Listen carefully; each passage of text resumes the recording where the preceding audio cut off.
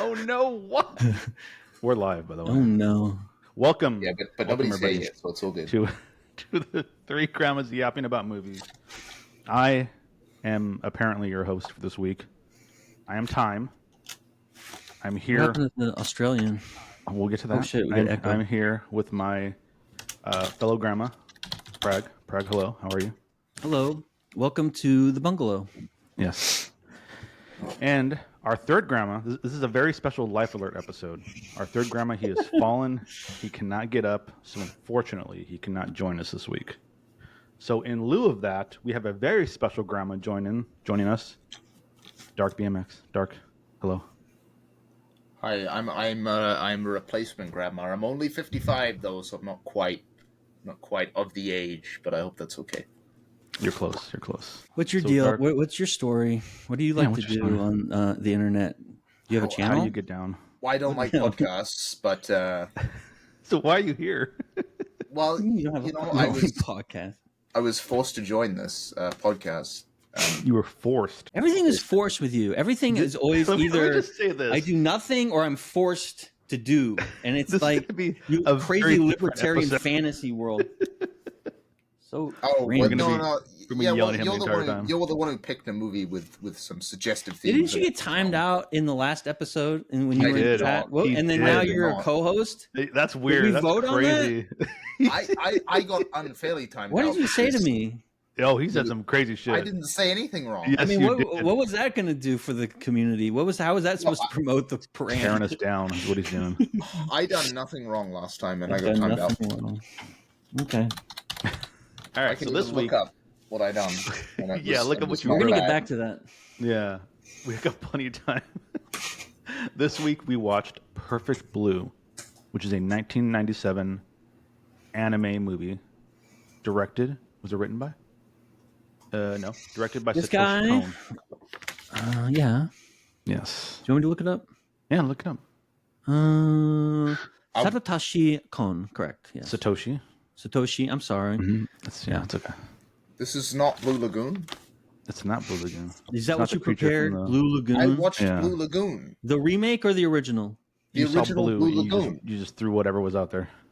I couldn't remember. I messaged someone about it, and I said, "Oh, who did you message? Are we watching again?" At Pragpro. Oh, okay. So it's not Blue Lagoon. It's not Blue Lagoon. Oh, so watch it now, and then comment as it's going. Well, this is going to be very awkward then, because just review Blue Lagoon and make a fit. Yeah, it's going to be awkward. That's a given. So let's talk about Blue Lagoon. Yeah. No, let's talk about it. Tell me about Blue Lagoon. Who is your favorite? It's Blue Lagoon. It's that Brooke Shields movie. Yeah, it's the 1980 Victorian period drama with two children that are shipwrecked on a tropical island. Two children. And then what happens? And they have to try and live their life on the Blue Lagoon island. And they're nude the whole time. And they're nude the whole time, right? No. Yeah, no, they're that's not literally the plot. Is it actually? Yeah, it is. Okay, I haven't seen the movie, so that is awkward then. It is awkward, but you brought it up, so we're going to keep talking about it. I got to keep rolling with it. Well, it's still better than some of the scenes in what Perfect Blue. Still better than those scenes. Okay, back to Perfect Blue. Anyways. So this guy directed Tokyo Godfathers 2, right? Mm-hmm. Subsequently, after this film, which is a famous film from Studio Ghibli, which is my favorite anime studio. And I think if you enjoy anime to any extent, Ghibli is the place to get it. Right? Princess Mononoke. Is it Ghibli or Ghibli? I don't Ghibli, Giblet. I say giblets. I say Studio Giblets too. Yeah, I'll say giblets too. I say, give me that giblets. Feed me those giblets, dog. Give me those giblets, dog. He also did Paprika, which is another movie. I saw that when I was looking it up on IMDb. And then he did Paranoia Agent, which is a crazy episodic TV series that I watched half of. I haven't finished it, but it's actually really good. And is it good? He's a great writer, it seems like.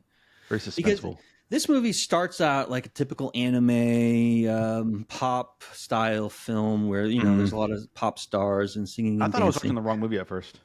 I'm like, what did I get into here? What are we going to be doing for 90 minutes? It opened with like a Power Rangers opening. It did, it did. What the fuck? Yeah. What? I looked it up. The synopsis, like the blurb of the movie. I was like, this is supposed to be some psychological thriller. Why does it open with a like Power Rangers setting. I was like, what the fuck is this? Well, things get weird at the pop show when literally Dark BMX shows up and they have to like stop him. Oh, right? throwing the beer. Yeah, throwing it. Yeah. Right? Oh, that was you. That was you. That was him and his bad boyfriends. Not boyfriends, bad boy / friends. A gang of roughs. They go around breaking up Japanese pop concerts, and they usually have to be kicked out. So so this movie real quick. This movie, I picked this movie. It was my week. There's a guy on YouTube that I watch. His name is Super Eye Patch Wolf. I don't know if you guys have heard of him. No, I haven't. I think he's oh god, I don't want to. I think he's Irish, maybe. I don't know. I'm not sure. Remember Scottish? Okay. One of those weird countries. Yeah. And he posts a lot of videos, like long form essays and videos on video games, anime. He just did a really good video on anxiety horror, which was fantastic, and that led to Flame watching this batshit crazy movie that was very scarring. But I remember this movie. Which movie was that? Shit, I forgot. There's a lot of scarring Japanese films. Speak No Evil. That's what it's called. Okay. Yeah, it's a Dutch movie that they're remaking, and it's only 4 years old, and it's in English, so I don't know why they're remaking it, but they are. Are they remaking it in another language, or are they remaking it in English? No, the movie's in Dutch, and they speak Dutch a little bit here and there, but it's primarily in English. You can understand all of it. Mm-hmm. But then they're remaking it with James McAvoy, which I don't know why they're just... Why? For the money. I have no idea. And James McAvoy might have just optioned it and I can market this better. And just knowing what the movie is about, because Flame watched it and I caught parts of it and it was pretty crazy. There's no way it's going to translate one to one. Like they're going to change a lot of shit, and they've already ruined like the big twist in the trailer, which is like crazy that they did that. But they did an okay movie with Let the Right One In, which is that vampire movie. That It was Swedish originally, and then they made a U.S. version. Then it was pretty good, but it was pretty much congruent with the original plot. But they didn't ruin it. Usually they really ruin it. Yeah. I think they did okay with The Ring too. People seem to think that Ringu and The Ring. I remember. But for The Ring in Japan, there's like 7 films or something. Like the whole serial.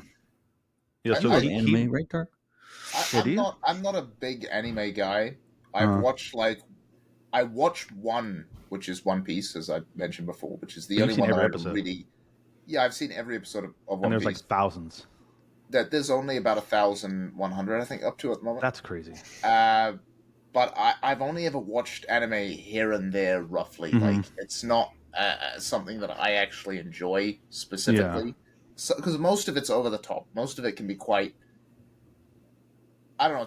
It's either for children or teenagers, or it's just in a weird niche that it's not really for me. Right. But I mean, it depends. Like, for example, I've watched Sword Art Online. I enjoyed because I like MMOs. So the idea of going into an MMO and then getting stuck there in a life or death MMO is actually quite interesting. But I never grew up with anime. Like I grew up obviously sometimes watching a little bit of Dragon Ball Z or Yu-Gi-Oh. But that was like my extent. That was just growing up in that time. You watched a lot of anime for someone who doesn't care for anime, to be perfectly honest with you. Well, because it's just pop culture. It's just everywhere. It seems like One Piece is the one he like actively kept watching. Yeah. The first time they showed us anime when I was a kid was a show called Robotech. And I don't know if you've ever heard of this show, but it's a very good long form series that's originally from Japan, but some guy had the smart idea to bring it over at least to the Bay Area and syndicate it like after school. And I'm talking about like when I was like 11. This is like still in the 80s, like almost early 90s. But then, there was nothing because there was no anime at all. You didn't know what it was. You didn't see it. You didn't hear about it. And then it popped off, and I remember when it came out like at middle school, everyone was like, "Oh my god, you see Robotech?" And it was big. It was huge. Did it come on like at a weird time of the day, or was it like in the morning or whatever? Yeah, it was always after school. It was like school got out like 4, 3:30. It was on at 4 because they knew what they were doing. That's what school. Yeah, they always want to market. Back in the day when there was like 12 channels, that's what the after school stuff. That's when I first saw One Piece. It used to be on after school. The English dubbed version, though, of like the early episodes, and they would just play like reruns of the episode. on. I can't remember what channel it was on, but it was just on after school, and so I'd come home and I'd watch it. Oh, okay, it'd be on it. It'd be interesting. And then it wasn't until I was like, when I was in high school, then I was like, oh, okay, this is an actual show, and I went and actually watched it, or started watching it properly. And then I stopped watching it for like a few years, and then I picked it back up again and watched the whole fucking series. So it's one of those weird situations where it's like it didn't grip me in as a kid, but I remembered it from when I was a kid, and I was like, oh, okay, it's an actual thing. When you picked it back up, did you start all the way over? Oh, yeah, of course. Oh, shit. I've watched it recently, actually. I think it was last year. I went and watched it from the very beginning again. Just to, because, I wanted to catch myself back up again. Yeah. So I went and started from the very beginning. But I do that with a lot of different shows and stuff and movie series. What are your favorite shows to watch like that? For example, like when they release the new season of Rick and Morty, for example, I'll go and watch right from the beginning. And right up to the new season, and then watch the new season. Even with the sexual assault allegations. It's a good show. It's a good show. He can separate the art from the artist. Yep. Apparently, Just joking. I'm very easy. I mean, that's just something we like to say every episode. We bring up an actor and we go, "Oh, do you know they were canceled?" Every episode, everyone shouts out someone who was canceled. Actually true. Yeah, but he was exonerated. So okay, shout out. Listen. Innocent until proven guilty, right? That's what we do here. Yeah. It's like I don't know. I can't watch like a TV show or a movie series without watching. Can I name some shows thing. and you can tell me whether or not you've like gotten into them or not? Okay. Are they going to be anime-based shows? No, it's just just regular shows. We have an hour, so Sopranos. Nope, never watched it. Never watched it either. No. Breaking Bad. Never seen a single episode. That's crazy. That show's and amazing. It's even crazier you guys haven't seen The Sopranos because that is crazy. That is honestly amazing. I don't like mafia shows. So why? I don't know. I've never liked crime-based movies and shows. They just don't appeal to me. So you haven't seen The Wire, right? Nope. I've seen the first season. Some of the Wire. best shows because that's where the real drama is when there's like but I don't like life and death. Fantasy. Like fantasy. Well, that can be dramatic, and that brings us to your excitement for the return of the Amazon Lord of the Rings show, right? You've been talking excited about that, right? Huge fan. Did you go down and watch them film it? Aren't they making it in Neo Z? No, I don't know. They're not, and thankfully they're not, because I would be down there protesting. I would throw my beer cans, and I don't even drink beer. But you would should like drink make a some dwarf hammer. I would drink some and then throw just it. To throw it. Yeah. Butter beer at one hand and a dwarf hammer in the other, and you're just like, "This is for the dwarves." Why don't you like that show? It's not fun. Is it derivative? You didn't see it though. Did you watch it? It's not. What about derivative. the black elves That's and the black? Actually, if it was derivative, it would be good because then at least it would try and copy an already good movie series that they came out with, which was the original Lord of the Rings. Now, does it bother you in a fantasy film or setting when they have there's not all white people in it? Like, does that take you out of it? Like, do you ever say, elves are not Latino? Yes. You do? No. Yes. No, it depends. Because if all of the elves were supposed to... Yeah, they're all Latino. They were supposed to be looking like that, then that'd be fine. You guys know this is a fantasy world and all of the creatures are mythical, including the elves, right? But and they don't have a race. No, but that's what I'm saying. No, their race is elvish. Is the elf. They're elves. Yeah. And elves are fair They don't have a hemisphere in Middle Earth that's closer to the equator.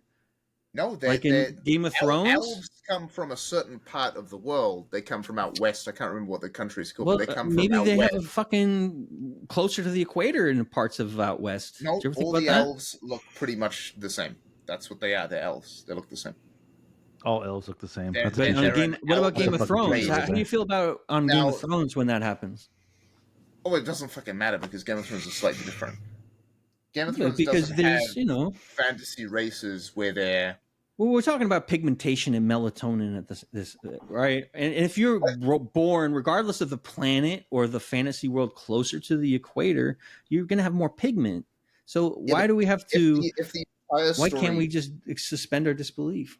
No, because if the entire story says, okay, this is what this is what the elven race looks like, this is what they look like. Does he do that? Does Tolkien Yes, because established that they can't have they have fair hair and Am fair I saying colored skin. melatonin when I should say melanin? I like to apologize to You my just said friends. melatonin. I'm talking about taking a nap, and You know what? we're talking. You said It's like we're melatonin. going to try to get real about race I tonight. understood what you meant. I understand what you meant. But they're not. It's still gross when I say it because it sounds like I'm explaining. I'm like lecturing this poor guest, and I'm saying the wrong word. And I'm surprised we don't get more letters. But nobody watches the show. There's plenty of different fantasy races in the Lord of the Rings universe, in the Tolkien legendarium, that it's like you don't need to make a certain fantasy race look different because you could just use a different fantasy race. Can you spell legendarium? I'm not gonna look. It's like, for is that a word? Is that like an aquarium for legends? Was, is that like terrarium? Is that where you keep all of your legends? Legendarium? No, we don't use that in the United States. Have you never heard? So when someone says the Tolkien, when someone talks about Tolkien, they don't use legendarium. No, I've never heard that word before. That's a word you just made up tonight. No, I'm not. That is what it's called. Why don't we recall your Twitch stream the Legendarium? Because that sounds so sick. It's called the Tolkien Legendarium. Really? Yes. Can I get a Enemy Charlie to verify that, please? A legendarium is a literary collection of legends. Literarium. It's a Latin Did you just go ahead and make up a new word? Because I like it. Nope. No, I'm not mad at it. I want legendarium. It's better than literarium. It does say here too, Tolkien's Legendarium. It does say that too. That's what it's called. It's beautiful. You learn something every noon. I'm surprised you guys haven't heard about that either. Do they teach Tolkien in a New Zealand elementary school? Because I feel like it's part of the culture at this point. There's a lot of people over here who don't associated with that beautiful nation of yours, the beautiful mountains and the beaches, and you can't make a film like that anywhere else for budget except a place like New Zealand because of the beautiful and variant landscapes. Well, I guess you could try and do it in the U.S., but that'd be too expensive. Whenever I think of New Zealand, I always think of the backdrop of the Teletubbies, where it's just like rolling hills. Yeah, is that what it looks like? No, ironically, you'd find that more in England. You know, there's not as many rolling hills over here. England is starting to piss me off right now. Rank England. With or without the stabbings. Just rank it. What's the rank as far as nations? And we're talking about the United Kingdom too. Or do we want to go down and go rank Wales, Scotland, England, Northern Ireland, and then rank those, and then we'll rank the nation? I'd say solid 6. I've been watching this YouTube channel called Beard Meets Food. Have you guys heard of that? Oh, I watch him all the time. Dude, Beard Meets Food? So good. Yeah, he's like, just do that, eat as much whatever. He's at least 2 times that I've seen, he's eaten Mexican food in England. It's pissing me off. Because they do not know what Mexican food is. It's crazy. What are they eating over there? That's what pisses They're like, off. oh, here's a giant Mexican platter for you to eat, and there's cheeseburgers on it. There's onion rings. It's the worst shit. I saw that one. Animals. I can't remember what place it was, but he was so much. This is the Mexican sample platter. And it had like tacos in it, and it had cheeseburger sliders. Just like nacho cheese everywhere. Just like wings on there. There were hot wings. Yeah, there were hot wings on there as well. Do they think that Mexican cuisine is a bar? I think they just think we're at a bar. And then they're getting confused with Tex-Mex. Oh, that's what it is. Even that's what it is. Yeah. Tex-Mex is its But then you have to have fajitas and enchiladas. But even Tex-Mex itself is not just burgers and nachos. Right. And then I watched another one that he did was like an all-you-can-eat taco challenge, and every taco was just like, it was like, oh, here's a taco, and it was essentially just a chicken burger on top of a tortilla. That's all it was. It was crazy. And then everything he put out was like, here's a vegetarian lamb. Here's lamb. And then here's like something that's kind of meat but not really, but let's fuck it up with hummus. I saw that so video weird. As well. The all-you-can-eat taco challenge. Just hearing about it. Pissing me off. They have a lot of nerve. I think the basic. Does that change your rating? Because I'm going to rate them real quick. I'm putting Wales first, Scotland second, Northern Ireland third, England fourth, and the nation ranks 37th out of 500. England's number 1 out of that. Or is that not a part of that? Iceland, I'll give 14 out of 300. Shut up. 14. You did not just say Iceland. 14. You're talking about the Iceland. UK. I'm ranking them. I'm not giving them a Right. score. I'm ranking them on the list as far as all the top 500 nations. Where do they? Where would be in the top 500? I would put the US at 293. Where's Mexico? 72. Underneath that. Ooh. Yeah, because of the birth weight, because of the infant mortality rate. Yeah, low birth weight for the kids. We want to make sure we have healthy children, little baby niños. Yeah, I'd probably put Mexico down on 300 and something. Why? It's like the US, but yet you want to go there. less. it's nothing like the United States. It's nothing like it. Maybe parts of the United States, like El Paso. I've been to Mexico once. This is very extremely to Mexico once. I'm very upset. He's going to lecture you on Mexico. Go ahead, please. I've been down to Cabo You San Lucas. been?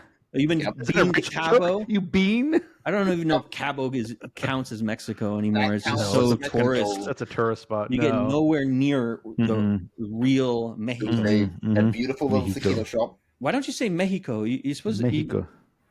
Mexico. It's not right. Mexican. Say it. Well, I wouldn't say Baja, California. I say Baja, California. Because I know what I'm talking about. Okay. Baja. Baja. It'd be a lot funnier if you said Baja. It'd be a lot funny. I'd understand it. Are we going to talk about this movie? What do you mean? You tell me and you went on a fucking tangent. Perfect. Anyways, so I what watched a violent, crazy movie, though. This video, and this guy goes over this video, Perfect Blue, and Satoshi Kon. Right. And that had always been in the back of my head. Hey, I want to watch this movie. I watched, like I said, I watched half a Paranoia Agent, and I liked it. So when we were trying to figure out what movie to watch this week, I had a list of movies, I could pick from. And I said, hey, we haven't watched like an anime. Let's watch that. And it's supposed to be a psychological thriller. And I watched it. We all watched it. And then we skip ahead to the conversation. We all thought it was, or Darkin at least thought it was a fucking Power Ranger movie at the beginning. So it didn't. And I was like, I'm definitely watching the wrong movie. This is weird. And then it cuts to it's a great song, though. I love the song was intro good. song. Oh, yeah, I actually have that in my notes. When I first started watching, I said, "Oh, the J-pop songs are pretty good." Yeah, they sing were. it. Yeah, but we got cold feet. But then again, I haven't. It's not like the soundtrack was great, but it was like a good. Oh, okay, it's J-pop. Like it's J-pop. It's average. It was a good fun music. What this movie reminded me of is Dressed to Kill, which is a Brian De Palma film that deals with the very same sort of psychological terror. Like you don't know if the subject is manifesting their own anxiety. Like we don't know if it's her actually killing people, because in the film it's about a personality break, because she goes from being a pop star to transitioning to become a film star, right? And so this activates in her anxiety, but we're never sure in the film if there's a guy in it that could be the perpetrator, and then it's her friends in it, and we get to that later, and then it's her, and then we're like, oh, at one point it's like, crazy, she's going out to murder people at night, and she doesn't know it. If she was legitimately schizophrenic, right? And there was a point in the movie there as well where I legitimately thought, like, they played with the idea that legitimately she was imagining herself being an actress, and she actually wasn't an actress. And I was like, wait, so is this a whole Shutter Island scenario where she's actually a mental patient in a mental hospital, and she's imagining this life of an actress? I legitimately thought that's where they were going with it about halfway through. Because that's where but no, that was all part of the TV show, and that confused the fuck out of me. Yeah, the more and more because Dark, you don't know this obviously because you don't watch the podcast, but when I watch a movie and I like the movie, I'll go back and I'll watch like movie essays on it, or like YouTube videos, whatever. So I was watching YouTube videos about this, and I was reading things on Reddit, and the more I read, the more confused it got. And it's like sometimes people were just very adamant on it's very clear what it says, it is what it is, and other times it was no, it's all abstract, this is all a dream and shit like that. And it's like, what is this movie? I think the director's playing perspective shift games. Like sometimes you see Because it turns out that it's her friend that is the psychopath, right? The agent, yeah. Right. I don't want to give the spoiler, but the movie's fucking 25 years old. So anyway, but you don't see that because when they're having the instances of violence, it shifts perspective from like her and like her imagining she's somebody else. And then I'm never quite sure if the guy, the creepy looking guy with the crazy face, is that a real thing or is she just like, is that manifestation of her friend? I think he's a real person. Yeah, I think he's real because. And is he a bad guy? Yeah, the friend ends up saying, mentioning something about Mima Me, which is the guy. The website. Oh right. It's like Mima's room. So the fan, Mima's room. So she ends up referring to that creepy guy as Mima Me, which is Mima's room, the website. Yeah. And I think the friend also alludes to the fact that the website is controlled by that dude. That's a super fan. And so there is two. There's the super fan, and there's the crazy friend who tries to commandeer her personality. Yeah. I like that the way the film dealt with the fact that the internet was brand new when the film was being made. That was crazy. And like everyone's just like figuring it out and she had a computer. I had to remind myself that this is a movie from the 90s when they were oh, this is all brand new. I was like, no, this is the internet. I was like, oh wait, no, this is a movie from the 90s. Yeah, because Flame was watching it with me for a little bit, and she's like, how does she not know the internet? And I was like, it's set in the 90s, but I don't know. And then she busts out the big giant Macintosh, and I was like, it's brand new. New. That's the year that everyone was starting to get like AOL in the United States. Like 99 was the fucking year, man. I remember it's like nobody was on, and then everyone had email, and 6 months later. If Mima's room is ran by the stalker, right? Yeah. But he's getting info from the agent. Yeah. That's how he knows everything, Right. So he's also around all the time as well. Yeah. He's just like always around. So like, how do you not notice this guy? Because he's like, he looks like a monster. She does in the beginning scene when he like stops everything in that fight. She notices him and smiles at him. He smiles back. So at what point did Mima's agent decide, I want to be Mima? Because I it don't seemed like Mima's room had been going on for a while. That could just have happened at the end, right? The transition of becoming an actress, I think maybe the agent could see like, oh no, this isn't the real. Maybe she had always had this parasocial relationship deep down, but then because she ended up she wasn't becoming, she wasn't doing what she's supposed to do as the pop idol. It sort of awakened that craziness within herself. And that's why she was so protective of Mima. Also, like when she was doing the rape scene, she's and then also the camera shoot as well. Yeah. And the friend's name is Rumi. No, that's not. We were supposed to protect her and everything. Rumi, that's it. I'm trying to find the guy's name. Yeah, I can't find him on IMDb. It was like Mima or Meme something. Are you talking about the creepy dude? Yeah. The creepy dude is an interesting character to me in this. He's only referred to, I think, as Mima Me. Right. Which is supposed to be the website. And he's just a fan. He's like a super fan who like. I don't think he's ever got a name. He's rewriting what he wants the reality to be. Like, today she did this. Mima.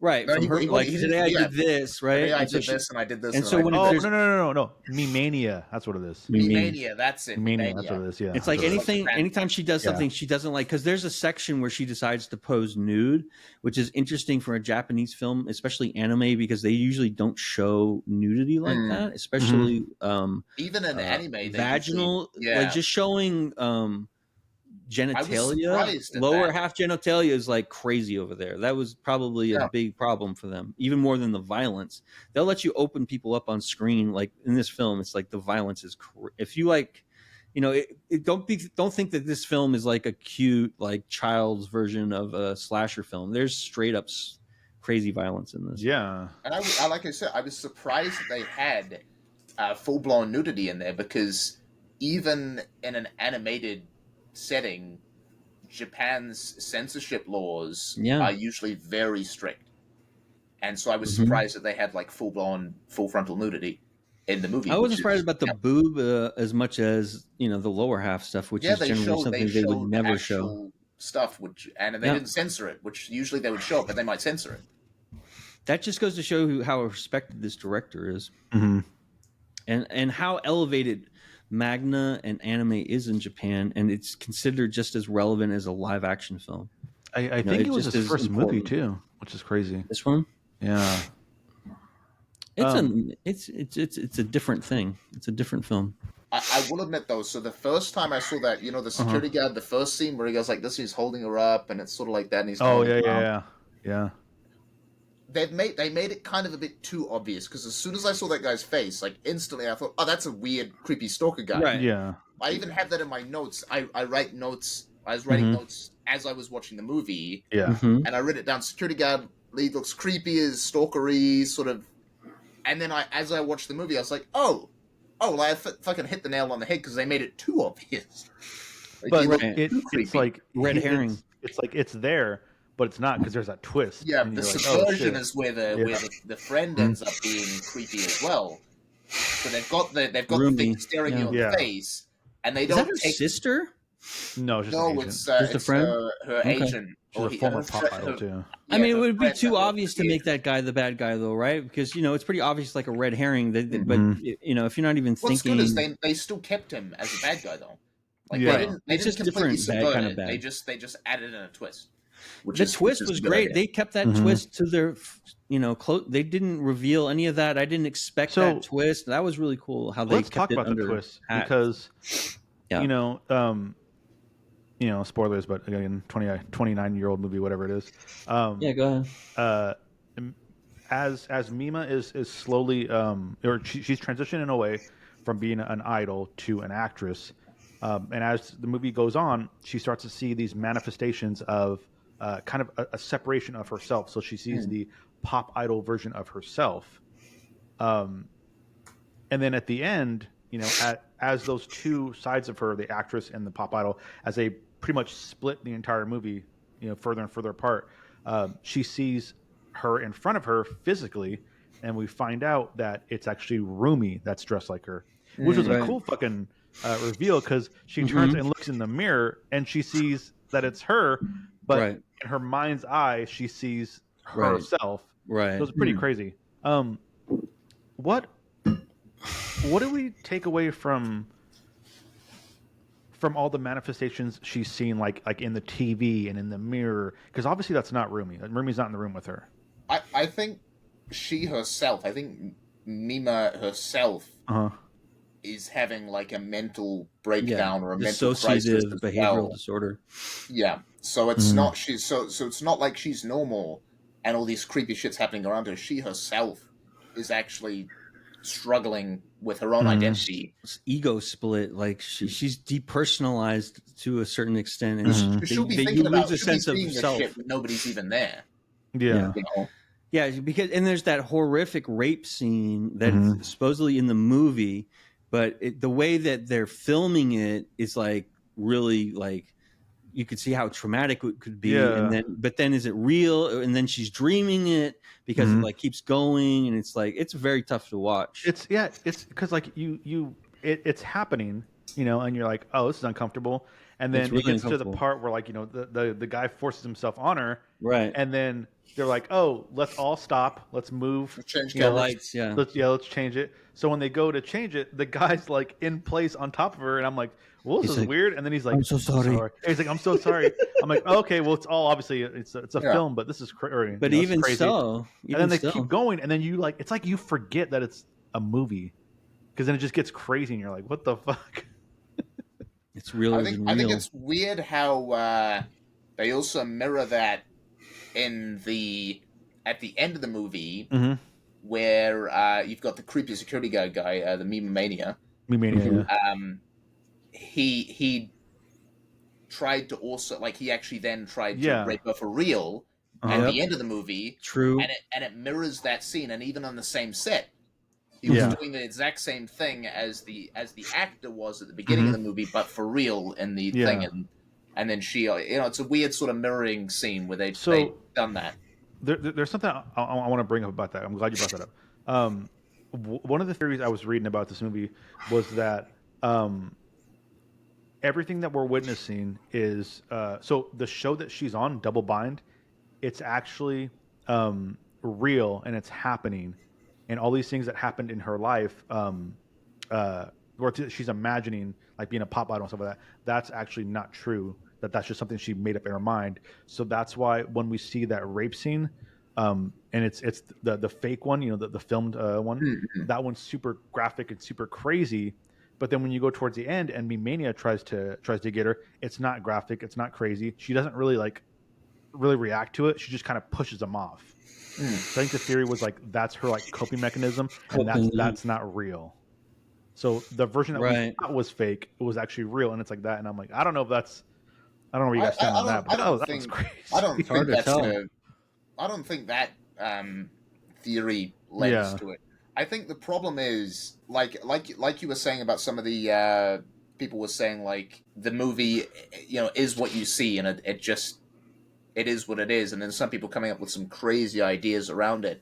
I think it is a little bit of a mix of both, but I think like ultimately the things you can take away from the movie is like, yes, she was a pop idol, she did try and become an actress, this happened, like, because the whole point of the movie is about that transitional stage from her being a pop idol, a singer, into try and become an actress, and you see all the different things that I'm going to drop something she has to struggle with as an actress to break into the industry. Yeah, this is also alludes to Kafka's Metamorphosis, which is a very famous book and film about going through changes of your personality, and I think a good director leaves a lot of that stuff open to interpretation through surrealism, so that it keeps the audience off balance, and it gives you something to talk about on the drive home, so that the art stays with you longer than just the length of the film, because then you can sit with it, think about it, talk about it. And I think that's what he's trying to do in a lot. Like you don't always have to tell people exactly what your intention is. Just let them decide. Let the audience decide to some extent. Makes it more fun. Yeah. No Kafka fans tonight. I see. Yeah, no Kafka no, heads. I don't actually know the. He turns into an insect. I've heard of that. You should look into it. I've heard of Metamorphosis. Have you heard of Naked Lunch? Have you heard of this film? No, that one I haven't. Okay, look that film up too. That's another one where it's about how you're. It's just about. There's this theory about the ego and the super ego and the id, and that your personality is split into three different forms, and one of them has to do with just like your basic day-to-day functioning, and then there's your lower self and your better self, and your ego obviously is the lower and your super ego is the higher. And so a lot of artists and psychologists and movie makers constantly discuss things in this context about when you make a radical shift in your job, or when you're moving from high school to college, or your personality changes, and sometimes people get lost through depersonalization in the transfer. It's like you're transferring data from an old computer to a new computer, and you miss some data, and that's what happens to the character in this theoretically.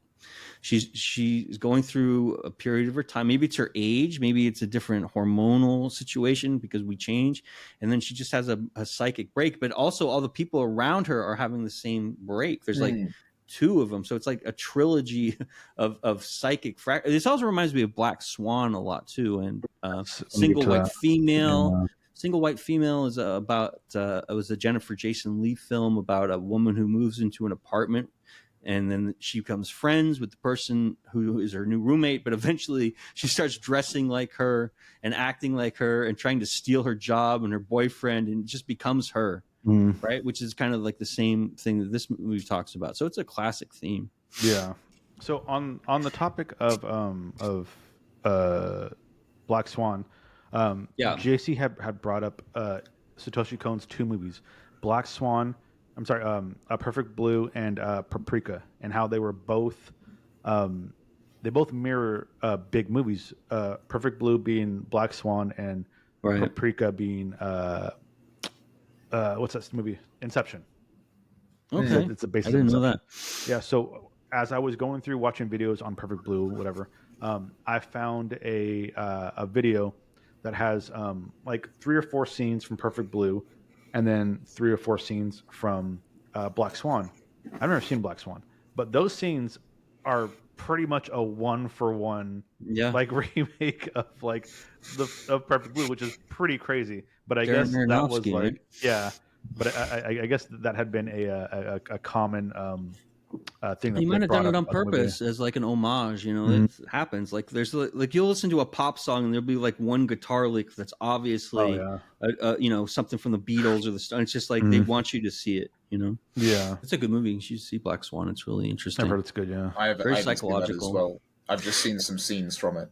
And then the other one, Dressed to Kill, is another one that Brian De Palma directed Scarface and The Untouchables, and he came up through the USC Film School with Spielberg and George Lucas, and he's one of the big five. And that's a crazy psychological film. Like somebody's getting stalked, and like they don't know. It's like always like in the rain, and you can't quite make out who the killer is, and it's a really cool movie, and it's like open to interpretation to a certain extent, but it also works as just a regular, scary thriller.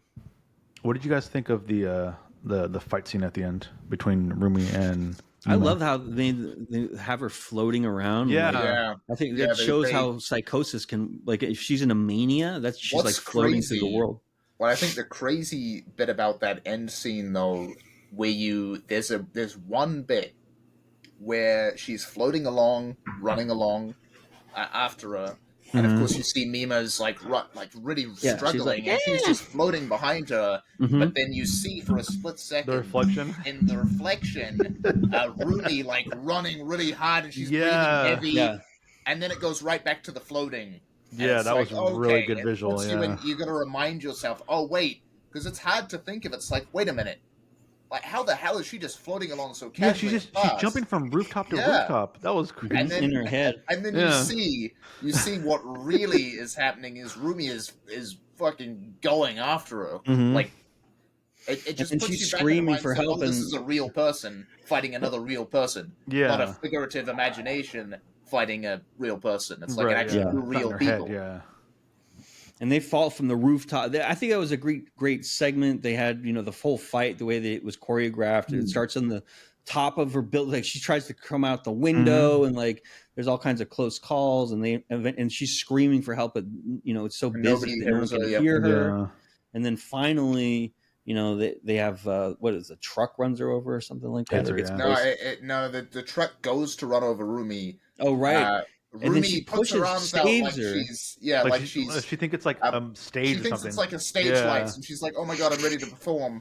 She gets saved by Mima, and then the truck driver saved her. Yeah, I don't know if someone was chasing me around Tokyo rooftops, I would try to save her in that moment.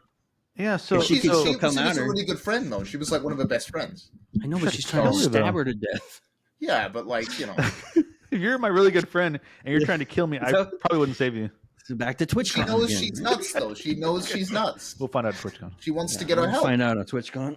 But recreate Perfect Blue. That's something I read too about that final scene, in how like the question was, why would she save Rumi if she just tried to kill her, and she was fucking with her the entire movie. And something that I read was people were saying that they think it's because Mima saw herself in Rumi and was like, well, I could go this route, if I just keep questioning and not appreciating who I am, not accepting who I am. So I want to save her to try to save herself. As an ex-pop star, she could see herself becoming... And it also underscores that she's an innocent through the whole film, like, because she really doesn't do anything bad or wrong. And at the very end, she's still, like, the heroine, She's still, like, someone they would want to consider a pop star. Was she found she found those bloody clothes in her house. Right. Did she actually end up killing the photographer or not? No, I don't think so. That's the question. I think that they planted it. They must have. I think that's what I planted it to make her think that way. But it's one of those things where when it happened, I was like, wait a minute. So Mima's actually fucking losing her mind. That's what I thought too. Yeah, right, that's what I thought too. Well, I thought but Rumi was over there so much she could plan it.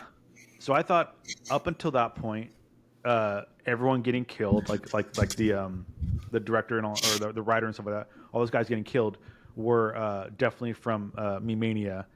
But then this one time, I was like, I think she just had it, and then especially too, when it shows Mima killing that guy, the photographer, it starts splicing in the pictures Yeah. And then it starts splicing in that they had sex. Right. You know? And I'm like, did he coerce her into doing that? Yeah. I don't know. Like, what the or is fuck? that her imagination again? You know, you don't know, That's which is what interesting. sort of like made to go, oh, I think she just had enough, and this is her boiling point, and she killed the dude. That's what I thought. Initially. Yeah, and then of course you see the bloody things, and you're like, oh, fuck. Yeah, it leaves it open to interpretation to a certain extent. I will say though, Mima is a terrible pet owner. A terrible what? Pet owner? Pet owner? Yeah. The first time she comes home, she's love like, the fishies. I'm sorry, fishies. I didn't feed you yesterday. Yeah, oops. Whoa. That's animal abuse you right just there. So sprinkle. That's all you do. Get little sprinkles. It's not that hard. And Yeah, if but you she claim did- you she did- love them, and she's like, I love the fish. she loves her I- fish, I but she very didn't lot. feed them for a whole day. Hmm. And They're gonna then eat she each came other. back and then she's like, "Oh, I'm sorry, I didn't feed you yesterday." Imagine saying that to like your dog or your cat. Yeah. Just because it's a fish doesn't mean you can't feed it. Imagine saying that to your New Zealand friend when you don't feed him for a day. Right. Or your child. when- Imagine your when he child. comes to I forgot TwitchCon. about feeding my child. And we forget to feed Dark. Give him some hamburger helper and some water. But Oh, no he loves hamburger. he loves hamburger said helper. He said No there's hamburger, no though. White Castle. He said there's no White Castle at all. There No, isn't. I'm in California. There We'll go to Chubby's. It's the same stuff. Chubby's. I love It's it. not the Santa same Barbara shit. style. You go in and out. And now I told him about that fat burger. We got one of those. Oh, fat burger, yeah. Do you guys have Dairy Queen? Yeah, Some places have Dairy Queen. Okay. That's not a big deal. There's like Sonic Drive-In and Foster's Freeze. Oh, Sonic's good. Foster's. Sonic's good. They've gotten rid of like almost all the Fosters here in my city. It sucks. That's tragic. You It is should tragic. start a online petition. I love Move. Fosters. I love a soft serve ice cream. Right? Yeah, who doesn't? Yeah, it's nice. Except if it's too hot and it melts too fast. Flame in the chat. We're not going to nice restaurants. No, I'm No, just gonna eat Chick-fil-A is better than anything. Spam. to think about. She wanted to make reservations for like these places to go see and eat at, and she goes, "How many people should I put?" And I go, "Just put 2. I'm not bringing anyone else with us." What? No. If you guys are going to a nice Right. restaurant, you have to invite me. You should go with us. Yeah. Because I of got to course- pay of for course you. I'm going. I'm not doing that Yeah, shit. of course. Just bring Oh, one doggy bag. You don't We'll want get some to give leftovers. me a $30 pasta meal? Huh? A pasta meal? No. Look at Yeah, pasty? you don't want to spend $30. You don't want to spend $30. Speaking of pasty, that No, there's no drinks either. That's not included. You Oh, get yeah. food and water. You don't get drinks. you have to share That's bed when the with me. money. That's when it gets crazy If you expensive. share bed with me, I'll get you whatever you want. I'll give you a bottle he of said he would pay booze. for drinks. He said he would pay for drinks. I Put it haven't in a got wineskin and put I it just around do your that. neck, and you can just like sip off it for Mhm. like a week. Mm-hmm. How about a wineskin full of rum? Oh yeah. I have to say though, did you guys pick up on the slight? I don't know if this is supposed to be a little Easter egg, Ooh. but it was a slight. I would consider it like sort of Easter egg-ish. Mhm. When they were talking about the TV show, the fake killer in the TV show, and how they killed the victims and shit. Right. Mhm. That was like straight up Buffalo Bill from Sons of the Lambs. In what How way? so? Well, the killer in the TV show Uh-huh. skinned the female victims, and then And they That's were just Ed about Gein. That's No, Ed Gein. and then they were talking about how he wants to be a woman, and so that's why he's taking the skin. I was like, oh, that's like a Buffalo Bill reference. Yeah, but Okay. they got that from Ed Gein, which was the Yeah, original but let's serial be killer, honest, right? if it's a movie, it's And probably then they going to did reference Texas another movie. Chainsaw off that. You I think serial killers just love to wear other people's skin as their Yeah. own, so they can become them. It makes perfect sense to me. It's I'm still trying to get time back down here, and I've got to, I got a big He's gonna plans. stretch my skin out. I like that. Yeah. Doesn't fit, dog. aren't you going to and scale. hanging out with him? Not At now. Not now. Yeah, scared. TwitchCon. That's why I'm bringing you with me. Yeah, he's gonna be at So I can throw you in TwitchCon. front of me. I'll Oh. be here. And there was also a Unabomber reference in there as well. I don't know if you picked that one. Oh, What was the Unabomber reference? The bomb scene. That was Yeah, crazy. Oh, right. laser Yeah, that exploded. was crazy. He exploded And you would the think there'd envelope. be like more fallout from all that. Yeah, and They You know, didn't then, call the police. no, the guy's like, "Don't No, call it's police. like- It's fine." Like, Wait, don't worry. what? It's just I have that in my notes. I was studio like, stuff. why are they not calling the police? It's what That was happens at the crazy. studio. Sometimes Yeah. like, Oh, you get it's okay. My stabbed. hands only got hurt. Like, Is what? fandom so crazy in Japan that shit actually goes down like that? It Like could be. TV writers get stabbed and stuff. I mean, I don't know. That You know, sounds. that's okay. I'm surprised. I don't know. unless you guys picked up on it. But I don't think it's was depicted. But I'm surprised that Mina. I mean, she's so nice and innocent throughout the entire movie. But I mean, everyone has feelings, whether or not they're selfish or however you want to take it. I don't have any feelings. Right. I don't. I was surprised that Mina wasn't like somewhat jealous or like offended that Cham was like successful without her. Yeah, I thought she would be. Yeah, that's what I thought too. She's a team player through this whole thing. She lets them change her career and like they let she's just like, it's very much teamwork oriented, it seems like, over there, and she seems happy for it. But then Cham, they're celebrating their top 10 hit. Finally they get a single, and then she's in the next room, they're having champagne. You think they give a little love to, she was just in the group 2 days ago, which I thought so too, but then like so maybe they should have broke up because they don't see a group. Yeah, when they first did it, I thought there was a third person. Like, I did as well. Yeah, I thought they show a third person. It was just a flashback of them together. Yeah, right. Yeah, I was confused as well. I was like, and then because then they said like, I knew we could do it as a duo. I was like, oh, so there isn't a third person. Yeah, I was like, okay, they got two of them. Okay, it's Ace of Base all over again. Yeah, that's what happened.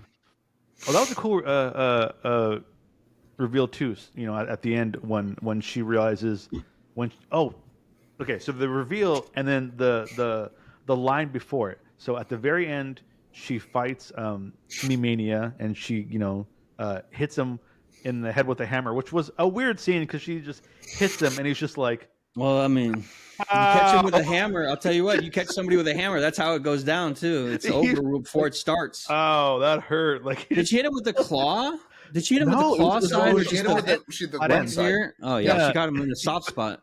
There was no blood. He just was kind of like, I have a headache now. And like, yeah. And you're like, it was like that. Like, so he's got a lot of fight back for someone though. So down goes Me-Mania, and then they go to find him, and he's gone. And he's gone, right? Obviously, we know why, but he's gone. So then, sequel, as he's dead. Perfect Blue 2 coming to Channel 9. So, wait a minute. Ooh, wait a minute. Ooh, that would be fire. Let us cook here. All right, we'll talk about it later. Nobody's watched the actual movie, so they doesn't matter. Watch the sequel. Who cares? Nobody's gonna watch anything that we do either. So then, Rumi and Mina, they're like, okay, let's leave, and then she's like, they're leaving together, and Rumi goes, "Let's take you back to Mima's room," and I'm like, why did she say it like that? Like, it was so weird, and I was like, Mima's room, yeah, and then she takes her home, and then it's Rumi's room, and the reveal of it was crazy because she's like, this looks weird, and then she looks on the back of the wall, and there's the Cham poster, which she ripped off like right when she graduated from the thing, and she's like, why is that still there? And then she looks outside and realizes it's not her fucking place. But that was crazy. That whole ending. That was a weird reveal. I liked it though. It's interesting what a director does in an animated film as opposed to a live action film, because obviously you're coaching the directors and everything, but how much are they in with the animation, or does another director do that? Because it's like you think that if you're going to animate something, there's a cycle predetermined, and it's like, how much power do they have over changing the scenes? Because then you would have to reanimate the whole scene, right? How do you direct animation? That's weird. Yeah, it's an interesting thing to think about.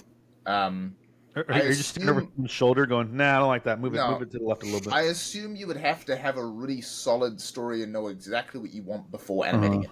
Yeah. Because once you start the animation, it can be very costly to have to redo it. Change the animation and redo it. It's all hand drawn back then, right? Yeah, it can be extremely costly.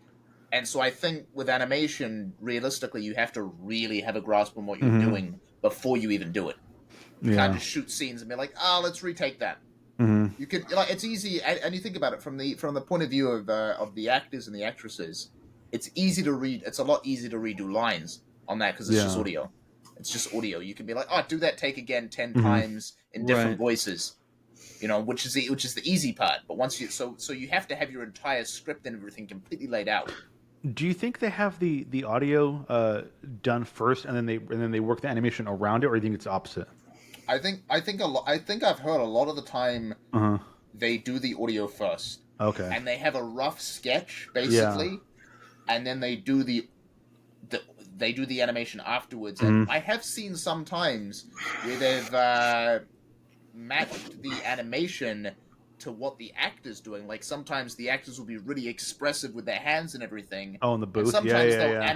they'll animate what the person's doing. Yeah. Sometimes I've seen it happen in like Disney films. Yeah. There's a documentary about Studio Ghibli, and I don't recall what they do with that, but it's Is it about Studio Ghibli or about Miyazaki?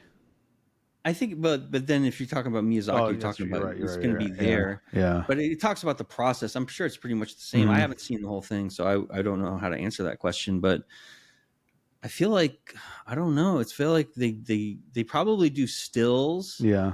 And just like really more complicated, like you know how they do for a regular movie. They have hand drawn. What is it? Storyboards? Storyboards. That's it. Yeah. And yeah, then they do storyboards for animation as well. A lot of anime is really not that, like, it's a lot of static figures sometimes. You know, it's not like American style animation, which is like a lot more animated, if that makes any sense, because sometimes it'll just be like a lot of stillness. Yeah. And there's more balance, it seems to be. They'll have like a zooming in shot, and the actor or the animated figure is not moving at all, and the only moving scenes are maybe there's some like rain in the background or something, a bird or something, or like a naturalistic on a static image. Yeah, it'll just have like a group of people waiting for the bus or something, and then they'll just have like blowing a lot more in newspaper. Japanese animation. Yeah, I think it's beautiful the way they do that, because it shows you how humans can look at the world in a totally different way, because they're both solving the same problem, animating a story in totally different ways than, like, if you consider like Bugs Bunny versus anime. I mean, it's still technically a cartoon, but the whole perspective and everything, and the color selection and the way they perceive lighting. Like, if you see the still behind Time right now, you can see how beautiful the light is reflecting off the model, right? I mean, it's just a different vibe, and I think that's why people appreciate anime so much, because it allows you to look at the world in a totally different way. That was such a haunting scene too. Oh yeah, when she stabs herself. Yeah, on the glass shards right at the end. She didn't care. She wanted the wig. Yeah, the wig. That's it. That was crazy. And she was smiling the whole time, and that was creepy. Yeah, she just like got stabbed, and she was like, "That's mania." That's what happens. She was like, "Oh god." Running on adrenaline. It's fucking weird. There's animation like this. It's so fluid and it's so beautiful. It's crazy that we just kind of gotten away from it. You know. I agree. I've seen that since anime, and especially like Miyazaki and stuff, became more popular, that even studios like Disney are like set up scenes a little bit differently, and there's more like homages to certain anime styles. And like, I'm thinking there was that Pixar film about the Japanese mech. Oh, Big Hero 6. Yeah.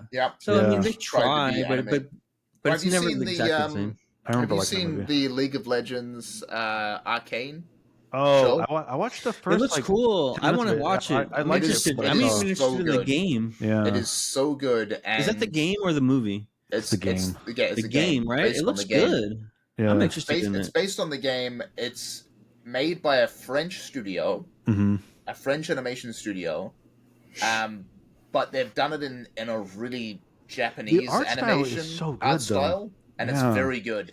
And the art style itself is they've used basically concept art and stuff from the game itself, what it's based on.